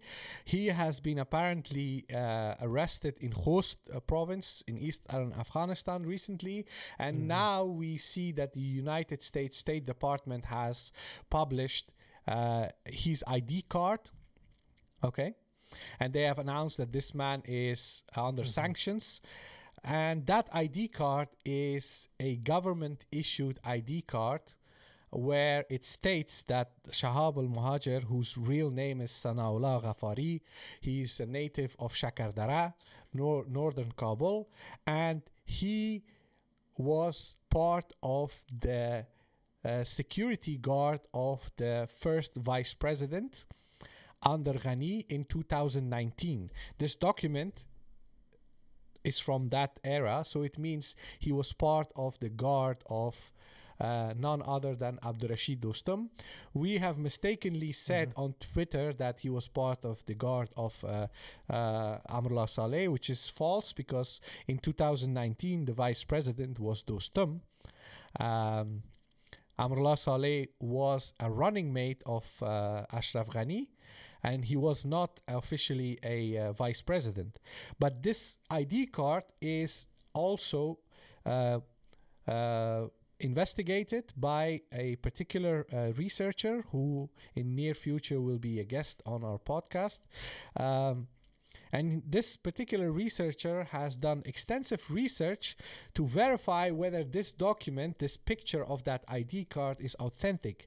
And if I just assume that this researcher has done his work, he says that this card is authentic. So which means that Sanaullah Ghafari, who is now designated as the leader of Daesh in Afghanistan, had a card issued by the government, and he also had another card issued for his weapons license. That other card doesn't say that he's part of the vice presidential guard, but a security operative working for a private business. But these two documents have been released. There is also a picture of his passport released, and these sources that we talk to, these researchers, they say that these documents are authentic, which begs the question, how can a guy who, according to Amrullah Saleh, he tweeted today, he said that until 2015 this man was member of Haqqani network, which means that they knew who he was. Okay, so if Amrullah Saleh tweets about it and he reveals that he knows who he is, it means that he was being monitored. They knew who he was. So how could he obtain those documents? Okay, now this is going to open a Pandora's box of all sorts of conspiracy theories, but let's just move on from the conspiracy theories and state the obvious. The previous government was so incompetent that the guy who later became the leader of Daesh, he could obtain these kind of government IDs. And this also reveals why Daesh is capable of being so active in Kabul and Nangarhar, two strongholds of the previous regime, and have such an elaborate network to carry out so many attacks, because obviously if they could obtain those kind of documents, who knows what else they had access to. And that was the last point about Daesh. Let's move on to more urgent matter. So the economy is not doing good, is it? So what we've got is, so first of all, Afghanistan's funds, or more accurately, the funds of the Afghan Central Bank in America are frozen. They remain frozen despite a lot of people, open letters written by Afghans to President Biden, influential Afghans calling on the Americans to release those funds.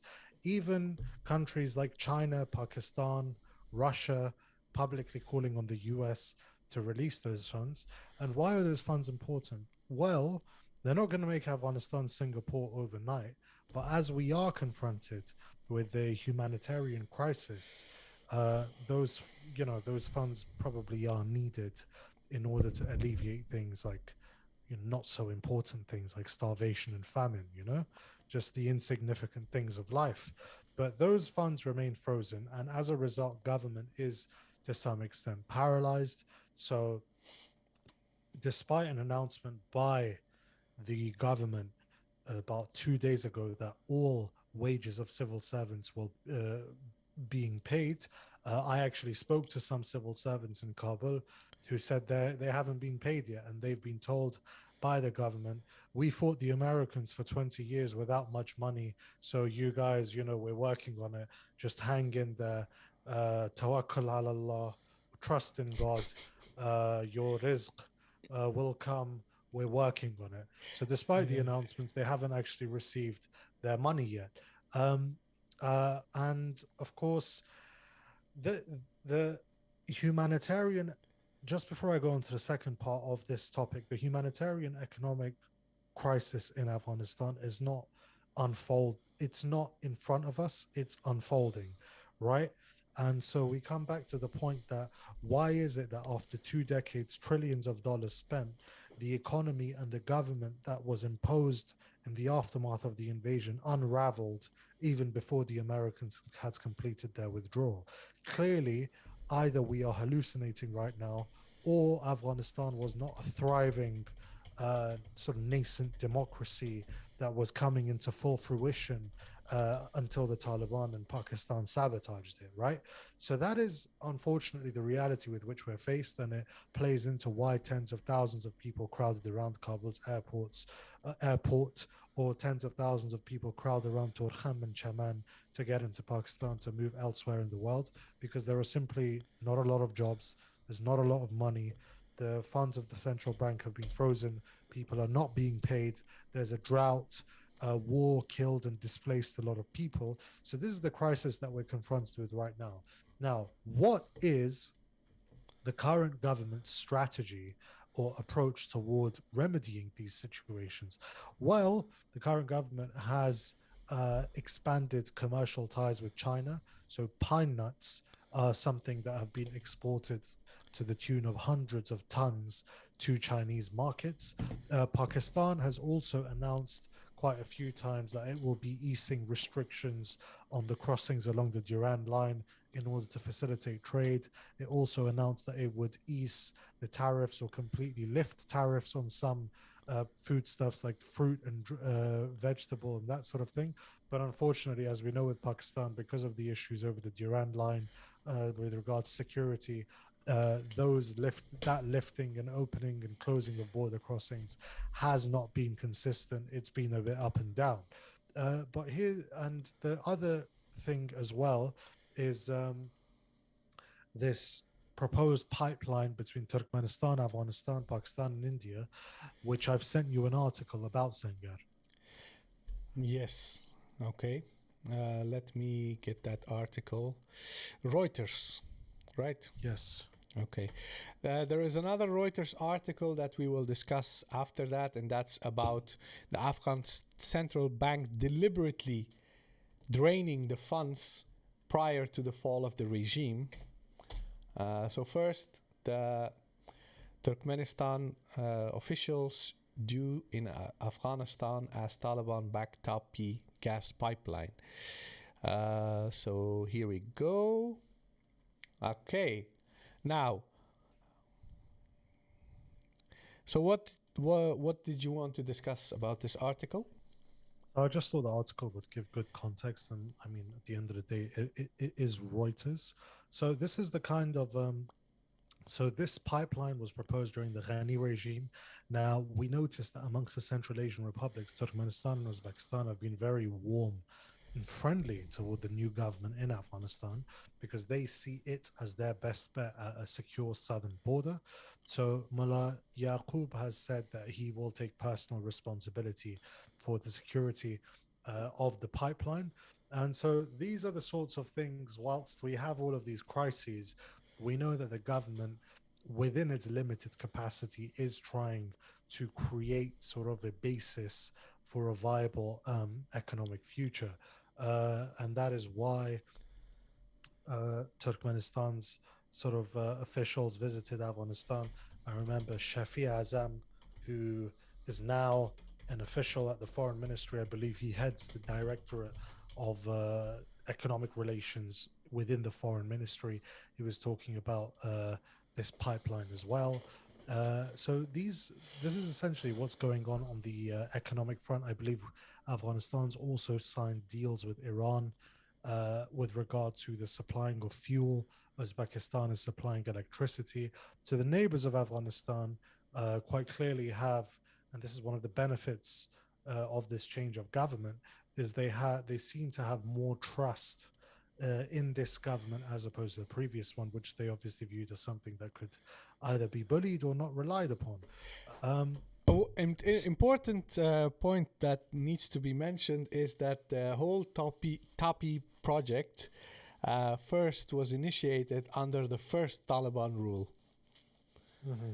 And now we see after 20 years that the new Taliban government are being very, very serious about this project. Which sort of basically affirms that some of their policies from 20 years ago, they are basically seeing a sort of a continuation of what they did 20 years ago, even in the economic front. Exactly. And I mean, there were other economic initiatives that they embarked upon in the 90s. For example, signing deals with the Huawei, the Chinese company. The foundational steps of Afghan Besim or Afghan wireless telecommunications network were laid Yeah, under Mullah basically, Omar's Emirate. the Taliban are the first entity that introduced wireless internet in Afghanistan. Yes, funnily enough, the way the world works, huh? But that is, and I think we should move on to sort of the diplomatic activity we've seen as well. And that diplomatic activity has, of course, has revolved around humanitarian aid and economy and so on and so forth. So one of the things that we notice is that no country yet has officially recognized the Taliban government, which means that there are no Afghan ambassadors abroad in, let's say, Qatar and in Pakistan and so on and so forth. But what we have, paradoxically, is more engagement with the Taliban now than 20 years ago, despite the lack of formal recognition. Now, what do I mean by that? In the previous Emirates, only three countries recognized the Taliban officially: the United Arab Emirates, Pakistan, and Saudi Arabia. Now, no country recognizes the Taliban officially. However, you have the special representatives of Kazakhstan, Turkmenistan, Uzbekistan, Turkey, Iran. The Qatari foreign minister visited Kabul and congratulated, according to Taliban sources, at least, apparently he congratulated the Taliban on their victory and their conquest of Afghanistan. You have the UAE and Saudi reported to want to open their embassies in Afghanistan. Pakistan has obviously, Taliban Khan has been very prominent in advocating for the world to engage with the Taliban. And of course, his detractors have called him derisively the Taliban spokesperson. India is also at a lower level in trying to engage with the Taliban. China, as we mentioned, the foreign minister Muttaqi also met US representatives in he met US representatives in Doha. So we're seeing, like I said, a paradox here. There's much more official engagement with the Taliban, despite the fact that there's much less official recognition of the Taliban, which has led to what people have said de facto recognition, which is not legal recognition, but for all intents and purposes, for practicality's sake, recognition by all of these governments, right? In fact, the British former chief of staff, Sir General Nick Carter, who fought against the Taliban in Helmand, has also been prominent in sort of calling for engagement with the Taliban. So, which goes to my initial point, Sengar. Maulawi Amir Khan Muttaqi doesn't know English, but it seems that on the diplomatic front, he is quite a seasoned diplomat, and it seems that they have made their choice well. In addition to that, there's been this open letter written to the United States Congress, which I have sent you the link for, Sangar. If we can sort of open that letter and read through it and examine it together. The title of the letter is, yeah, I see it. Okay.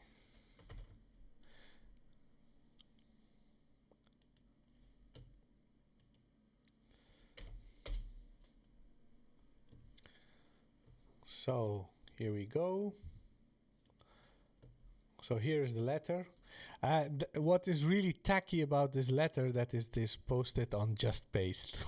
Like, come on. Yeah. So if Abdul Qahar Balkhi is watching, which I doubt he is, but if he is watching, come on, man, we need to be doing better than that.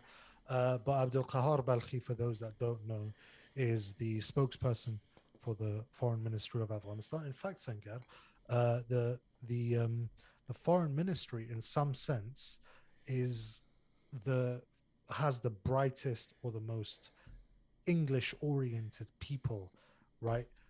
Amongst, from what I've seen, like you've got Abdul Qahar Balkhi, you've got Shafi Azam, you've got Khairullah Shinwara, you've got Waliullah Shaheen, you've got Zakir Jalali, all of whom are highly literate. So, which in some sense reflects the government's priority in terms of foreign relations, and that makes sense because the whole success of this government going forward depends on foreign relations. So here's the letter that we have, an open letter written by the foreign minister of Afghanistan, Amir Khan Muttaqi, to the US. It was written in Pashto, Dari, English, and with much controversy, Urdu, which obviously is irrefutable proof that they are Pakistani proxies. But I didn't find the Urdu so surprising because for those that have been following the Taliban for years, they've always posted in Urdu. It's just that in addition to those languages I mentioned, they also wrote in Arabic. So what struck me more was the absence of Arabic as a language of the United Nations, right? Why was Arabic absent? And Urdu was there. Not to say Urdu shouldn't be there because it's spoken by hundreds of millions of people, but Arabic would have made more sense. So, once again, I don't think Abdul Qahar Balkhi is watching, but if he is, come on, man, we need to do better than that. So, to the honorable members of the US, as a representative, so essentially, what the letter does is that, first of all, it levels the accusation against, well, it makes one thing clear.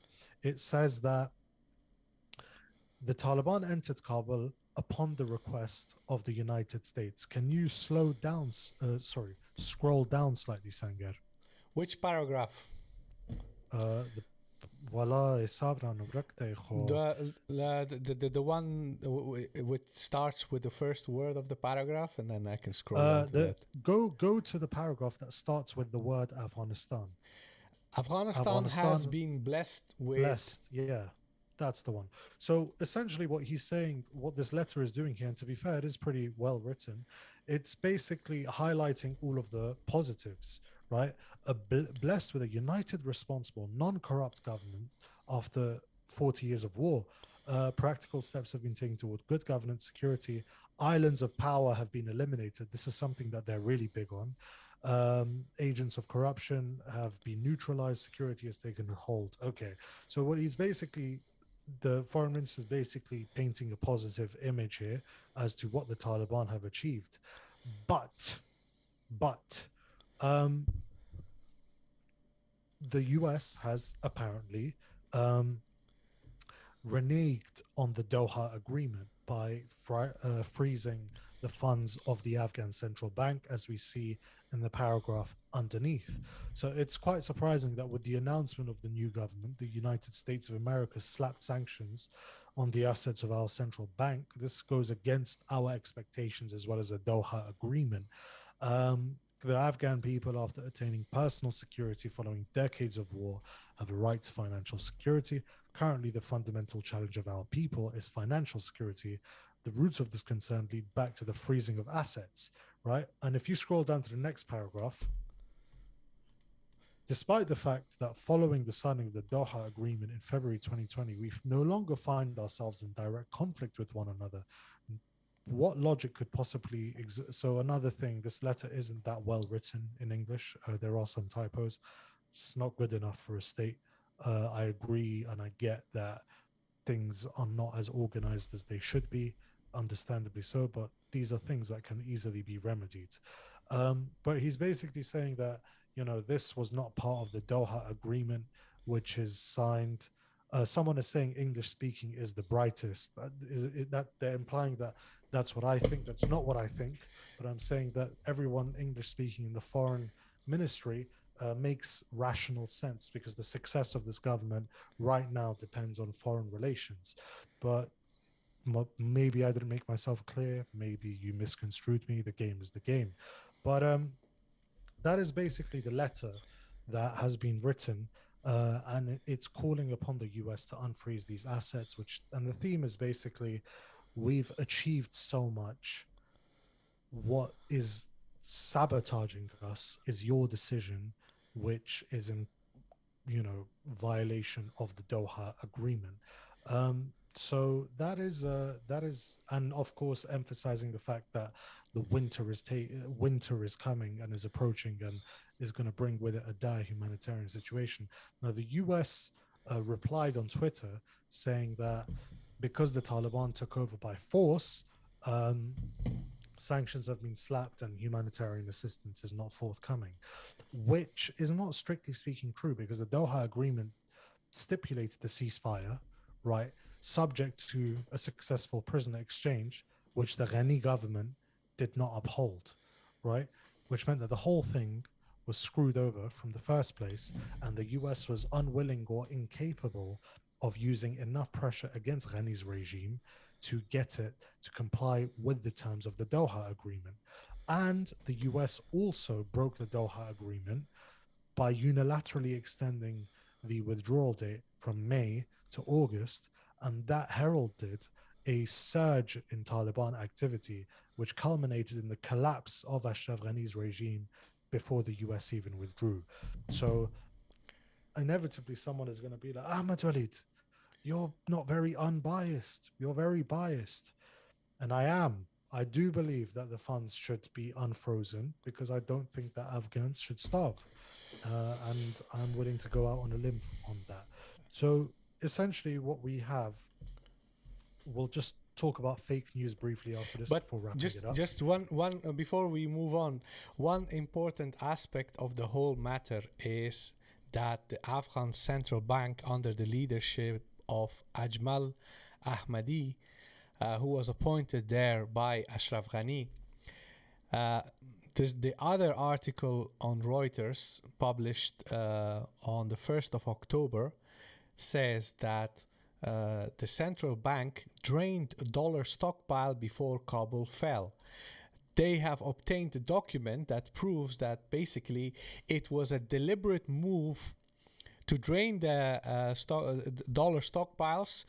They knew that the government is going to collapse, and so they sort of orchestrated this financial crisis before the government collapsed. That's what is being basically, that's the gist of this article. So if we are going to talk about why now in the first 100 days of the Taliban government there is a financial crisis, there is an economic crisis, there is famine, thousands and thousands of government employees have not received their salaries, well, that problem was created about 5-6 months ago by the previous government. Like, you don't have to be a genius to arrive at that conclusion given all the facts. So it's like the last act of sabotage of the previous regime was to create famine in this country to make the Taliban look bad.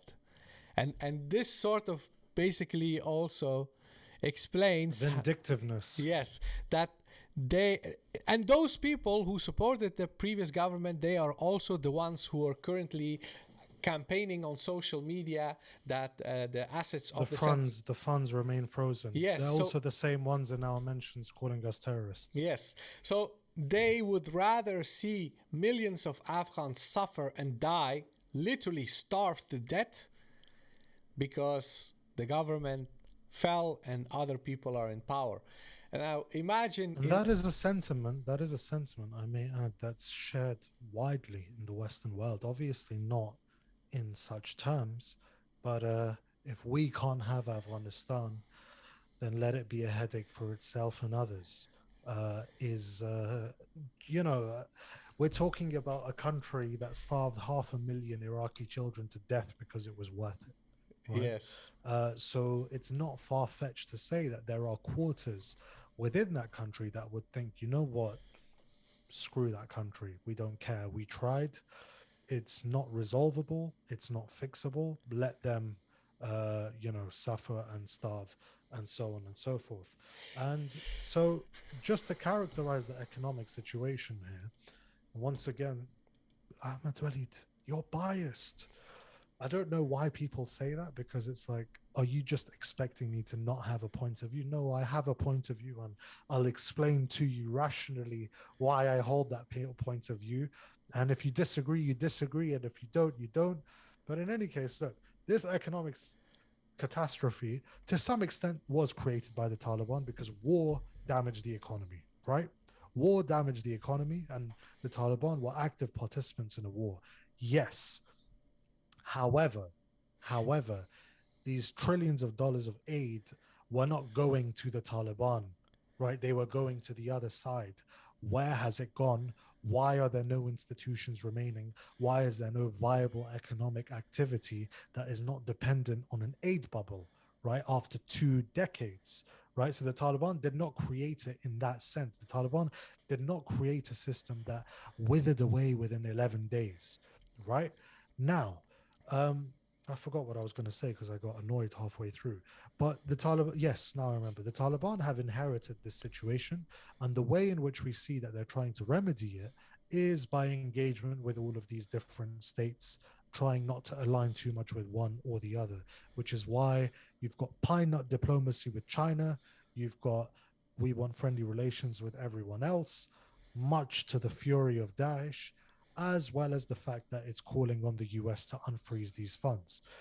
And I don't really have much else to say. And I just finally, last point that I would like yeah, to add is that if we would say, okay, the Taliban are responsible for the economic problems because they waged war against previous regime, then I would ask, let's suppose the Taliban did not start an insurgency in 2001 and they it would just have failed anyway. no, but would it mean that the people who are in power in the last 20 years that they wouldn't be corrupt? The West, No.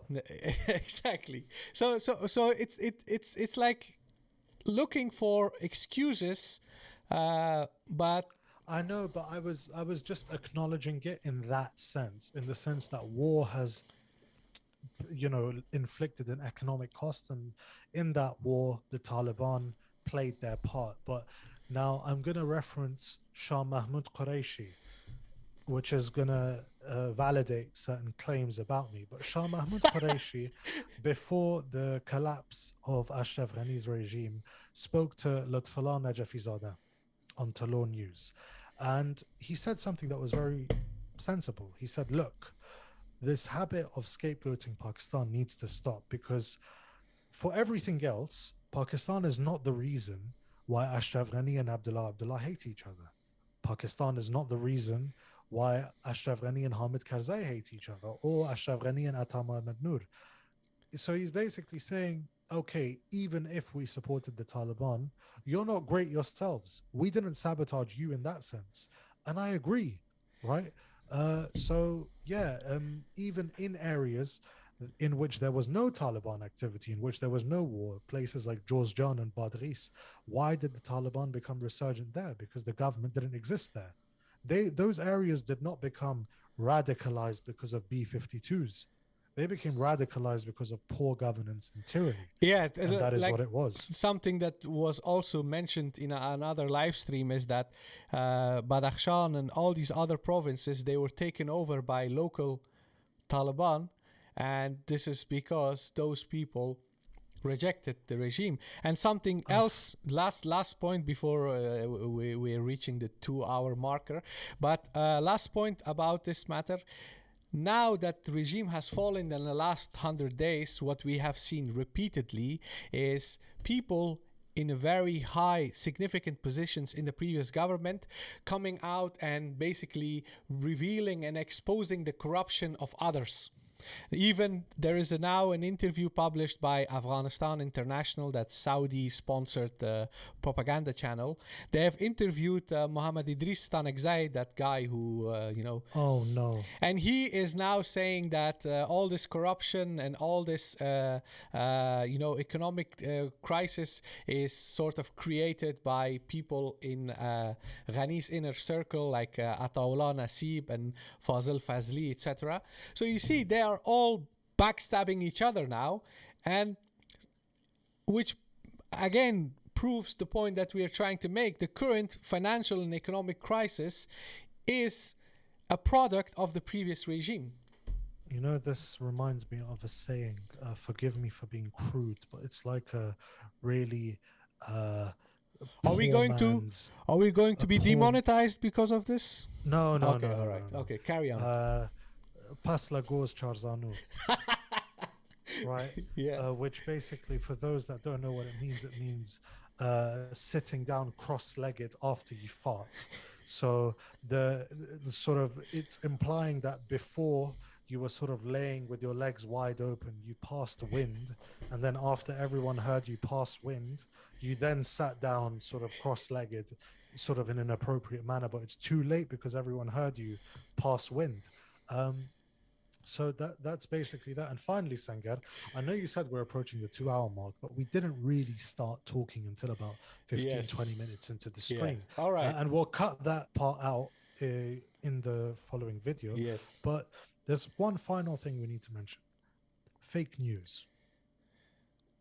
Yes. That has characterized the first 100 days of the Islamic Emirate. Would you not agree? I would say yes. The seeds of fake news were laid in Afghanistan long time ago. In the last 20 years, we have seen this booming of media organization, all sponsored by USAID and all these foreign embassies in Kabul and NGOs and the Open Society Foundation of George Soros. They have funded hundreds and hundreds of TV stations, newspapers, websites, Facebook pages, Twitter pages, whatnot. And none of these media organizations could actually sustain itself by selling their services. Like in a normal pre-modern, not a pre-modern, but in a normal situation, a newspaper sells advertisement and subscriptions, and people buy the newspaper at the newsstand, and that's how a newspaper earns money. The same thing applies for TV stations. They have all these advertisements on TV stations, and those advertisements, they finance the operation of that media organization. In Afghanistan, nothing of that sort happened in the last 20 years. All these media organizations were entirely dependent on foreign donations, and they were all created with an ideological there was an ideological reason behind creating these media organizations. They weren't just doing journalism for the sake of journalism, and they weren't just reporting on facts and reporting all the stories and challenging power. You know, the people in power weren't being challenged because the people in power financed and created those institutions. So what has happened is that in the last 20 years, we have heard many stories that were fabricated. They were lies. They were not based on facts. And in some extent, the media landscape in Afghanistan did produce many very talented people. Like like it or not, Lutfullah Najafizadeh, the guy who works for Tulu News, even though he's now escaped Afghanistan, he's still interviewing people for Tulu. He is known for his very high quality interviews where he poses very critical and challenging questions. So we have great journalists who emerged out of this 20 years of occupation, and these media organizations have done good work, but generally, if we describe their work, is that they were basically being used to influence people. About that, there is an article on our website. It's basically based on a podcast by Keith Lemke, a guy who worked for the Afghan Ministry of Defense, etc. He basically reveals how the whole media, internet, everything was controlled by the government and the Americans.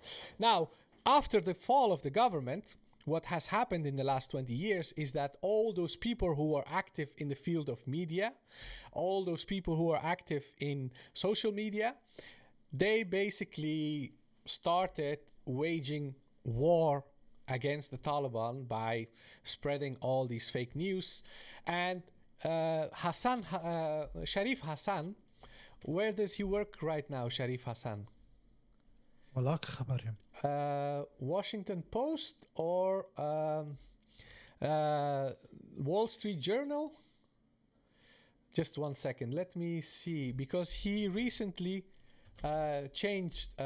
He used to work for one Western outlet and now he works for another one. But Sharif Hassan, who was a very prominent journalist working for Western media, he said something very interesting on Twitter. He said, you know, all these fake news stories that you guys are sharing on social media against Taliban, they're actually helping Taliban. And that's something to really think about. Okay, so if the Taliban commit atrocities, if they kill people, if they torture people, if they do extrajudicial killings and whatnot, if those things actually happen, and the media reports actual facts, okay, what will happen is that people will get a sense of the tyrannical rule of the Taliban. But that's not what's happening. People are fabricating stories, and then it turns out that those stories are fake. They use pictures, images from 2-3 years ago, and they say this has happened today in Afghanistan. They take images from Syria, Yemen, Iraq, and they say this has happened in Afghanistan. And people discover... No, it's really interesting. Sorry but you mentioned... Just to wrap it up, yeah. So the point that Sharif Hassan was making is that when you spread fake news, you get the story of the boy who cried wolf. People will stop believing everything, and they will say, you know what, Taliban are fine, everything is great, these media, they're all just lying, it's all fabrication. This is actually a big problem. The role of media and journalism in a country is to challenge those who are in power by presenting the people with facts, stuff that are actually happening. And this will empower people to say, look, you claim to be a legitimate government, but this is what you're doing. You can actually challenge them with that. I don't know to what extent is that even possible with the Taliban, because they are not a democratic government. But even with an undemocratic government, we still need facts. We still need truth. You cannot fight against the Taliban with lies and fabrication. That will not weaken them. That will not weaken them. It only makes them stronger, and they will say, reject everything. They say, all these media, all these journalists, they're just lying. It's all fabrication. It's basically helping them. So this is my problem with fake news. Everybody thinks Sangar is always criticizing fake news and always saying on Twitter, oh, this is not true and this is not true. I'm not saying that because I think none of that sort of stuff happens. It happens. I have personal experience. Some of my relatives have been intimidated in the last couple of weeks. You know about it. It's a reality, but we cannot talk about those matters as long as the dominant narrative is all based on lies and fabrications. And that's my problem with fake news. That's my problem with these fake stories. Please stop it. Let's keep it to facts so that whenever we have the ability to interview or challenge any of these officials of the Taliban, we will say, okay, you guys did this, you guys did that. Now, what has happened now is that Latifullah Hakimi, the new leader of the commission created by the Taliban to go after these rogue elements within the movement, he basically did a whole speech where he acknowledged all of the things that were being discussed in the last 100 days.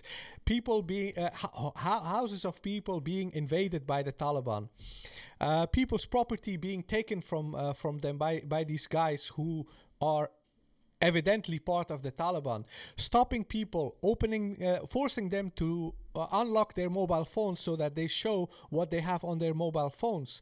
All these things, they were being mentioned in the media, they were being mentioned in social media, but now we have confirmation from the Taliban that that's actually happening.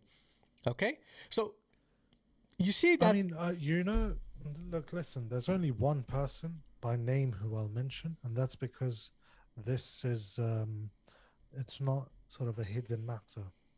Bilal Sarbari. Your best friend. Bilal Sarbari. This guy was basically Ashraf Ghani's regime's favorite journalist, right? There's a reason why you and I were not getting flown around in helicopters by the Ministry of Defense, right? Why him and not us? Valid question, right? Well, obviously because they liked him. Why'd they like him? Well, that's up for everyone to guess. This guy has fled Afghanistan, but from what I'm hearing, what I'm reading every day on my timeline, this guy is spreading fake news. Another thing, there was, and I'm not going to mention this person by name, a former, it's in her bio, a former reporter at Talor News shared a picture of a kid being, or a video or a kid of a kid being hit and beaten up, allegedly for stealing bread and being beaten up by the Taliban. Turns out the clip is from 2015 in Yemen, right? Now, the two people that I'm mentioning here are not nobodies. They're both journalists. They have thousands and thousands of followers. Thousands and thousands of followers. There are people who are spreading fake news every single day. And then, of course, you have these diaspora who've studied too much critical race theory that have basically decided to share this all over Instagram and whatever. But it's a major problem. I remember even when there was the incident of Mullah Bradaran, or the supposed incident of Mullah Bradar and Khalil Rahman Haqqani throwing tea at each other in Arg. And then it was Khalil Rahman Haqqani actually shot and killed Mullah Bradar. And then Mullah Bradar came out with a clarification and a scripted sort of video basically saying that I'm not dead. And I thought to myself, you know what? Mullah, you shouldn't have, Mullah Bradar should not have done that because it's reactive, it's responsive, right? It would have been better for him to just appear alive at some function later on down the line, as opposed to, actually responding to these claims. All of these things. And for some reason, you've had some people realizing, okay, damn, fake news is a really big thing. But what am I supposed to assume about someone who shares fake news more than 3 times and doesn't issue clarifications when they're corrected? What should I assume of someone who shares the tweets or the videos of someone who has been known to share fake news? So for example, if someone is sharing Bilal Sarwari's content every day, what am I supposed to think about them? You're not an idiot. Do you see what I'm saying? So it's very clear and it's very obvious. And you remember when the attack on Panjshir was happening and women came out in the streets to protest. Why did they come out in the streets to protest? Well, it wasn't because, or at least they didn't say it was because they had feelings for Ahmad Massoud. They came out to protest. Which is fair. Because, I mean, whatever. But they came out to protest because they thought that Pakistanis had bombed Panjshir, right? Like, if we go through the list of fake news that we genocide. genocide. So, and then of course it went from the Taliban committed genocide in Panjshir, And now right? is it To release Haji Sultan? okay, I don't even know who Haji Sultan is. Maybe you could tell me. It was there's genocide in Panjshir going on. Then there was they shot a baker, right? Then the most recent I heard was Panjshir doesn't feel like Panjshir anymore. Why? Because there are Taliban everywhere. How am I supposed to take you seriously? Do you know what? And this Yeah. isn't to say I've actually got or I've read and heard that there have been instances of prisoners of war in Panjshir being massacred by the Taliban. So one group of Taliban have got these prisoners of war, they're alive, they're protected, and then another group sort of came and shot them and killed them, right? This is a story that I've heard. Maybe it's true, maybe it isn't. It needs investigation and clarification. Now, before someone else says the first group who were letting these prisoners live were Kandarian, and the second group that came and shot everyone were all Haqqaniyan, right? But it's that is obviously the angle. For example, today you mentioned Lutfullah Hakimi, basically a senior member of the Taliban, criticizing the lower ranks for not being very nice to people, for hitting people, for searching through their phones and whatever. I know one person, very credible person, that was like, does this indicate internal fractures in the Taliban? Maybe because the guy spoke in a Kandari accent and the other Taliban were meaner than him. Maybe those Taliban were like, for goodness sake, man, when are we going to get bored of this? They're about to split up kind of narrative. And obviously it's there to serve a purpose because, there's a war of information, but it's not so much that I'm complaining that why are people doing this? Of course, if people have an axe to grind with the Taliban, they have an axe to grind with the Taliban. That's fine. But why are Afghans falling for it? But yeah, I think that's Just last point. yeah. Okay, so this is generally what I've gathered as a defense of spreading fake news. Obviously, nobody's going to say we're doing this for this reason, but this is what I have sort of understood is that the Taliban are cracking down on journalists and they're cracking down on the media and they do not tolerate freedom of speech. Therefore, it is not possible for journalists to go and report on facts like they do here in the Netherlands or in UK.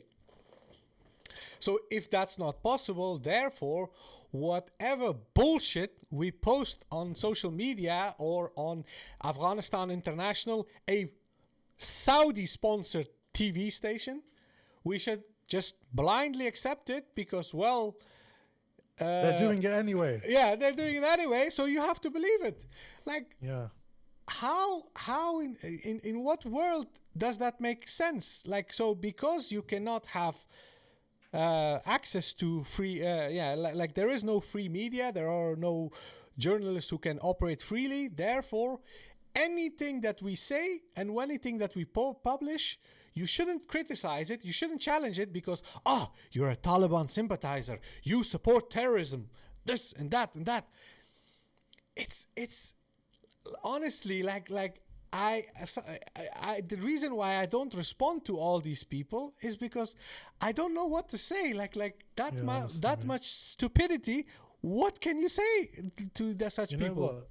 I'm gonna list off the top of my head all of the fake news that has been proven to be fake for the last few months, right? And please, Sangar, feel free to add and contribute where my memory fails me. Okay. Sex slavery in Takhar and Badakhshan. Pashtun Taliban are taking Takhari and Badakhshi girls to Waziristan and selling them in markets, right? Then there was Spin Boldak was taken, and Amrullah Saleh said that the Pakistanis formally warned him that if his troops tried to retake Spin Boldak, they would bomb his troops. So the Pakistanis said, don't attack Spin Boldak or we'll airstrike you. Then a massacre of hundreds of tribal members in Spin Boldak by the Taliban. They were committing genocide against the Achakzai tribe. The genocide against the Atakzai tribe. Then my memory is failing me, but then there was the Taliban took over Kabul. Then there was masses of Arab and Al-Qaeda and Uyghur fighters massing around Panjshir. Then there was Pakistani drones and commandos in Panjshir, maybe Pakistani submarines in the Panjshir River as well. There were the claims that the Taliban had banned the use of Dari in official government. In And then Turkey, in the media, they say that Taliban have banned laughing. they banned laughing. Dari banned in all government departments. And then there were, these idiots that they invited onto Talon News, and the guy happened to have a black turban and say something like, "Why do women need to go to school?" And they'd be like, "This is senior member of the Taliban, right?"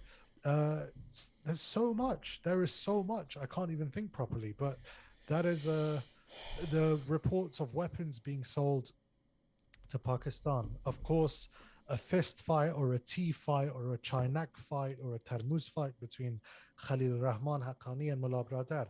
Mullah Bradar being shot in the presidential palace, right? Mental, absolutely mental. But And you know what's shocking about all these fake news stories? When they say Taliban went door to door to people's houses all around the country looking for people who worked for the previous government, who did that first? Yeah. The people who were in power in the last 20 years, they did it in 2001 and they did it in 1992. Although there is a caveat I want to add here with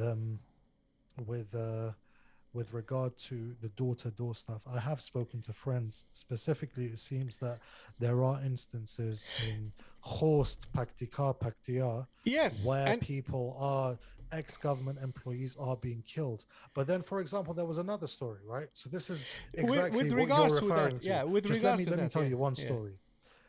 Pashtun poet in Khost city was killed. Yes. Shot in killed in a drive-by shooting or something like that. Everyone on Twitter came on and they were like, look, the Taliban are killing all educated people, right? Especially they're killing educated Pashtuns because educated Pashtuns are a threat to them. Turns out the guy died in a love story gone wrong, almost like an honor killing. But here's the thing. You and I know that in Khost, Paktika, specifically people in the former police or the KPF, there have been instances of Taliban fighters or just bodies being found after weeks, right? Bearing marks of torture. And obviously, the Taliban would be the likely suspect of that. But do you see how one man's death in a love story gone terribly wrong, being blamed on the Taliban, delegitimizes actual instances of that? Exactly. Or the story of that girl, Mahjabeen Hakimi. They said she was beheaded by the Taliban. Then it turned out that she hanged herself. And then the Rokhshana media, the independent news platform, they did a research and it turned out that her family is now saying that before the fall of the government, her in-laws killed her. That happened before the fall of the government, but even Kim Kardashian is now saying, even though that story has been debunked, they're now saying no. What happened is that Kim Kardashian saying that Taliban beheaded Mahjabeen Hakimi. There was the story of that drug addict father who was supposedly selling his child, which was published by CNN. Then it turned out that that's not actually true. It was also debunked, but facts don't matter. And then there was CNN saying that Allahu Akbar is death to America. Clarissa Ward, courtesy of her. And there was also the 9-year-old being sold in what ended up being a staged wedding. I think, that's... but yeah, I think we should probably you see, it's quite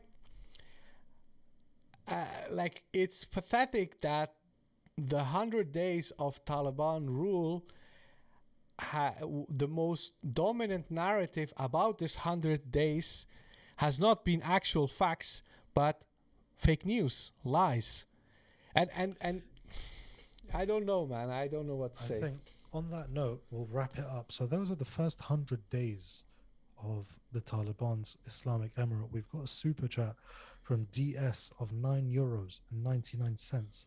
Does the success of the current regime only depend on how foreign relations are conducted? Isn't internal recognition and legitimacy important to win as well? Are they making enough effort to win hearts and minds? So Great question. Great question. internal. So I would say that rather than viewing them as separate things, I would say they go hand in hand, right? The foreign relations, if they are conducted well and successfully, will lead to a more fruitious economic situation, which will further enhance internal recognition and legitimacy. Do you see what I'm saying? Exactly. Now, no government in the world commands the respect, loyalty, obedience of 100% of its population, right? So the most the Taliban can hope to achieve is the majority of people viewing them with recognition and legitimacy, as you said. Now, the way in which they do that, like I said, it feeds each other. If they manage to have good diplomatic relations with the world, and they managed to achieve their aim of being sort of this hub in Central Asia through which trade and economics and commercial activity is conducted, that leads to a better situation financially for people who will attribute that to the Taliban. And thank you for the super chat. Sangar, you know, last time I said that I'm going to record a outro video. Hate to disappoint you. I haven't done that yet. But in any case, thank you to everyone that has tuned in and listened. And I see that we've pretty much had a consistent number of people that have been watching this live show.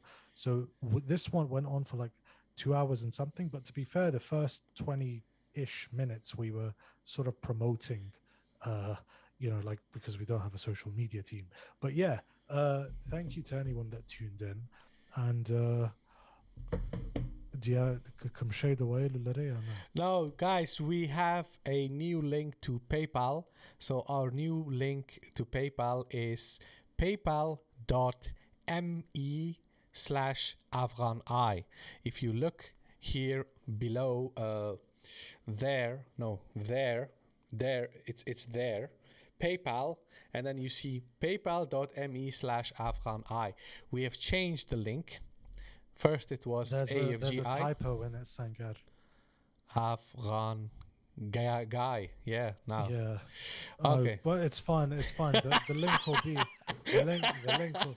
That's not the first typo you've made today. Yes, today there was the 100 years of Taliban. So for everyone that doesn't know, when we first made the thumbnail for this video with the picture of Zabiullah Mujahid, instead of saying the first 100 days of the Taliban, it was the first 100 years of the Taliban, which if Amrullah Saleh read, would be thoroughly alarmed by. But so I'm gonna wrap it up, right? So first 100 days, the positives. There's security in Afghanistan, a lot of security, much more relatively the most security we've had in 43 years. There is no sort of division of power between different regional centers commanded by strongmen. The corruption and sort of that is a thing of the past. It's safe to walk out in the sense that you won't get robbed or shot for your phone. The downsides, of course, are that the Taliban are still transitioning from a guerrilla insurgency, maybe not guerrilla, but an insurgency nonetheless, to a formal state. There's still not a legal framework that really guides the Taliban. They're still in that transitional phase, and the dire economic situation with which we are confronted. And now, for everyone that joined, thank you very much for joining us. If you want to get involved by being a moderator or contributing to our website with your thoughts, please email us at info@afghaneye.org. And if you agree with our cause, I'm sure you guys have realized through the course of watching this live stream that we're taking a critical approach to the mainstream media and how it covers Afghanistan. If you do agree with that cause and believe in a Afghan-owned and Afghan-led platform, I've taken that phrase from somewhere else, but a platform for Afghans by Afghans, right? Please consider supporting us by becoming patrons or by donating to our PayPal link, which is not the one that you're seeing on the screen, thanks to another blunder from Sangar. And yeah, if you haven't subscribed to the YouTube channel, please do so. Like the video.